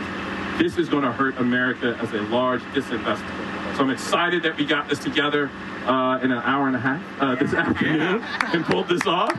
But we're going to continue this fight. I know our fellow brethren and sisters, my big sister Angela Rye over at State of the People, and others who've been leading the marathon that is still going on right now. I think they're talking, they're making calls. Dom over at the NAACP, they did a power hour earlier this afternoon, I think around 3 o'clock, and they had 250 volunteers on the line making phone calls, and other organizations just as well are leading this fight. So I'm excited for what this is going to be. I hope we won't be disappointed at the end, but we just got to convince 4 people to vote no. It's time for Women with Black Men, and to close us out, the Executive Director of the CBC is going to come and give us a state of play where things are right now, where we are in the process. Let's give Vince Evans a round of applause. Vince Evans for all the hard work that he does, pulling us together and telling us what to do and all of that. Y'all give it up for the Congressional Black Caucus. There we go. And the chairwoman who is still here, Yvette Clark, is still on the ball. She's literally sitting on the ball. So I just want to say on behalf of our 62 members of the CBC, earlier this week, we saw the CBC members in the Senate, 4 of them, 2 bad brothers and 2 bad sisters. They held the line. Let's give it up for them. And now our other 57 members are going to fight until as long as this fight lasts. So just so we know as we close out, you know, the vote in the House to move to what they call the rule has been open for hours. hours. As we sit here right now, we are about 24 minutes out from this vote being open, being the longest open vote in the history of the House. And that's because of the pressure that y'all are applying. They can't get the vote. The vote is still open. And so we don't care if it stay open for another couple days. Keep it open. The House Freedom Caucus has just announced they don't want to vote tonight. That's because of the pressure of you, the young people, these members. So we don't, as Khalil said, know. What we know right now is the dome light is on. The people of ill will are inside the building trying to make this the biggest cut to SNAP in the history of the country. We know that the people of ill will are inside the building trying to make this the largest cut to Medicaid in the history of the country. We know that the ill will people are inside of the building trying to make this the largest transfer of wealth in the history of the country. We know the people of ill will are inside the building trying to add $4 trillion to the debt. And the people of goodwill are like Yvette Clarke sitting on the wall. The people of goodwill, like Dr. Chavis, are sitting here on the wall. We know the people of goodwill, like the CBCF interns, are sitting on the wall. The people of goodwill, like LDF, are sitting here on the wall. The people of goodwill, like our friends from Protect Medicaid, are sitting on the wall. And we will sit on this wall for the next hour, the next 2, 3, 4, 5, 6 hours, so long as we have to, because this fight is important. People in America need to sleep in shifts. That's right. When Yvette Clarke is asleep, her ED is up. When I'm asleep, Yvette Clarke is up. Because the people of ill will, they seem to never sleep. So the people of goodwill have got to be up, sleeping in shifts and making certain that we got each other's back. Y'all stay with us. The Congressional Black Caucus will continue to fight. Madam Chair, come on up here. The sister from Brooklyn, and take us home. Brooklyn is in the house. Let me thank all of the press that has come out tonight. We wanted to continue what we started early this morning. We knew that it was important that our people see us out here fighting. That's right. Fighting.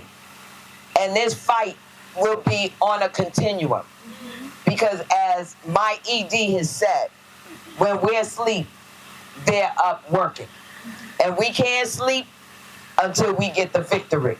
And so tonight is just the beginning or the continuum of the struggle that we have had as a people to make sure that we liberate, lift up, and move our people forward. This wealth transfer will only last as long as we allow it to. That's right. So let us get our game face on.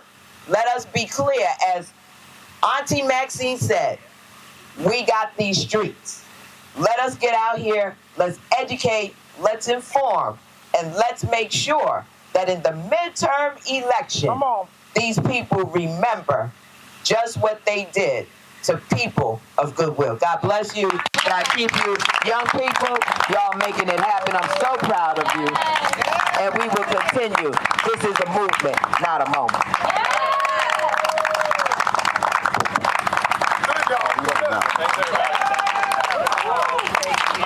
Sorry, folks. It's Capitol, Congressional Black Caucus called this. You should be able to hear me. Yeah, you should be able to hear me, guys.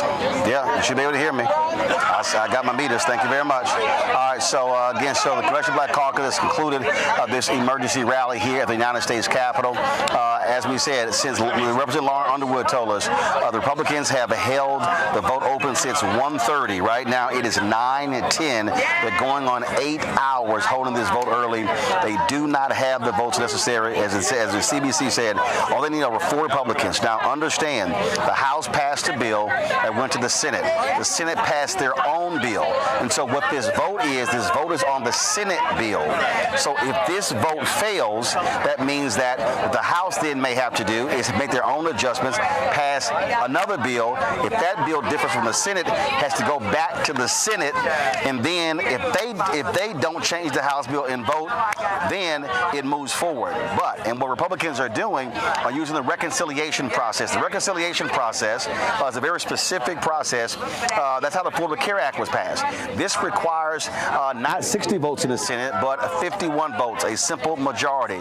And so that's why the Senate parliamentarian ruled against a number of provisions in the bill, because he did not comply with the reconciliation process. And so that's what's going on right now. And so Democrats are trying to put as much pressure on those 35 vulnerable Republicans who are going to be in competitive seats in 2026. You have these budget hawks on the House, the Freedom Caucus. They actually don't like the Senate bill because they say it's not tough enough. And so this battle is going on, the negotiations, Speaker Mike Johnson, Donald Trump, J.D. Vance, to trying to get these Republicans in line. They cannot afford. Right now, there are 2 hardcore Republicans on the House who said they will not vote for the Senate bill. So that means they really need 2 more votes to scuttle this particular bill. And so we're going to continue this coverage. We'll see if they stick around tomorrow. If they stick around, a lot of them want to go back home for the July 4th. And so we'll be covering this. We'll be live tomorrow on Roland Martin Unfiltered. I'll be in New Orleans at Essence Fest, but we will be live with this particular show. So, folks, that's it for us right here on Roland Martin Unfiltered. Again, let me thank our panel, Scott, Rebecca, as well as Matt. Let me thank Jasmine Simpkins, as well as Candace Kelly, for their coverage of the Diddy trial. Folks, don't forget that this is the work that we do right here. I mean, listen, we were in the studio. I got the text message at 6 p.m. at 5:56 that they were doing this here. And so we had to completely recalibrate. We had to scurry, grab a go pack, and race out here to cover this. And so this is why when I talk about the money that you contribute to our show, when you give your donations, is to cover stuff like this here. So we want you to support the work that we do. And I just give you a perfect example. Dylan, come here. And so again, here's a perfect example. And so Dylan here has our iPhone here. This is an LU Smart app. Henry, go ahead and take this shot. Put the camera on me. Put it on me. And so this is a perfect example, y'all. We talk about your support. This app costs us $300 a month. It allows for us to be able to utilize an iPhone to be able to broadcast. When I went to y'all and I said, hey, we want to get this, 65 donors that night contributed enough for us to be able to pay for this app. And so again, that app is $300 a month. Okay, look at the numbers. That's $3,600 a year. And so the live unit we're utilizing right now, that's $20,000. And so understand, this stuff actually costs money. And so your donations are important. We don't have millionaires and billionaires supporting us. These ad agents are not supporting us as well. And so when you give, it absolutely goes to the work that we do, bringing you the news and information. Let me explain something to y'all. ABC, NBC, CBS, Fox, none of these networks, CNN, MSNBC, none of them were out here. None of them were out here. They were not out here. And so your support of our work is critical. And so please join our Bring the Funk fan club. If you want to contribute via Cash App, use a Stripe QR code. You see it right here on your screen. Go Roland Martin Unfiltered or BlackStarNetwork.com to get the link. If you want to send a check and money order, make it payable to Roland Martin Unfiltered. Send it to P.O. Box 57196, Washington, D.C. 2003-7-0196. PayPal is R Martin Unfiltered. Venmo is RM Unfiltered. Zelle, Roland at RolandSMartin.com. Roland at RolandMartinUnfiltered.com. Download the Black Star Network app, Apple phone, Android phone, Apple TV, Android TV, Roku, Amazon Fire TV, Xbox One, Samsung Smart TV. Of course, be sure to get a copy of my book, White Fear, How the Browning of America is Making White Folks Lose Their Minds. Of course, you can get the audio version on Audible. Understand that when you buy the book, the resources that comes right back into the show. And so we appreciate that. Also, be sure to get our Roland Martin Unfiltered swag. And hey, if you bought our swag bag, do me a favor. What I want you to do is, I want you to, if you bought it, you have not gotten it, send us an email so we can help make sure your order gets processed. And so again, RolandMartin.crater-spring.com for the gear. Of course, if you want to, again, shop our Black-owned networks, go to shopblackstarnetwork.com, shopblackstarnetwork.com. And then what I want you to then do is I want you to then go to download the app Fanbase. To download the app Fanbase, and if you want to invest in Fanbase, if you want to contribute to Fanbase, please do so as well. And if you want to invest, go to startengine.com/Fanbase. Folks, that's it. I will see y'all tomorrow from New Orleans right here on Roland Martin Unfiltered on the Black Star Network. Holla from the U.S. Capitol.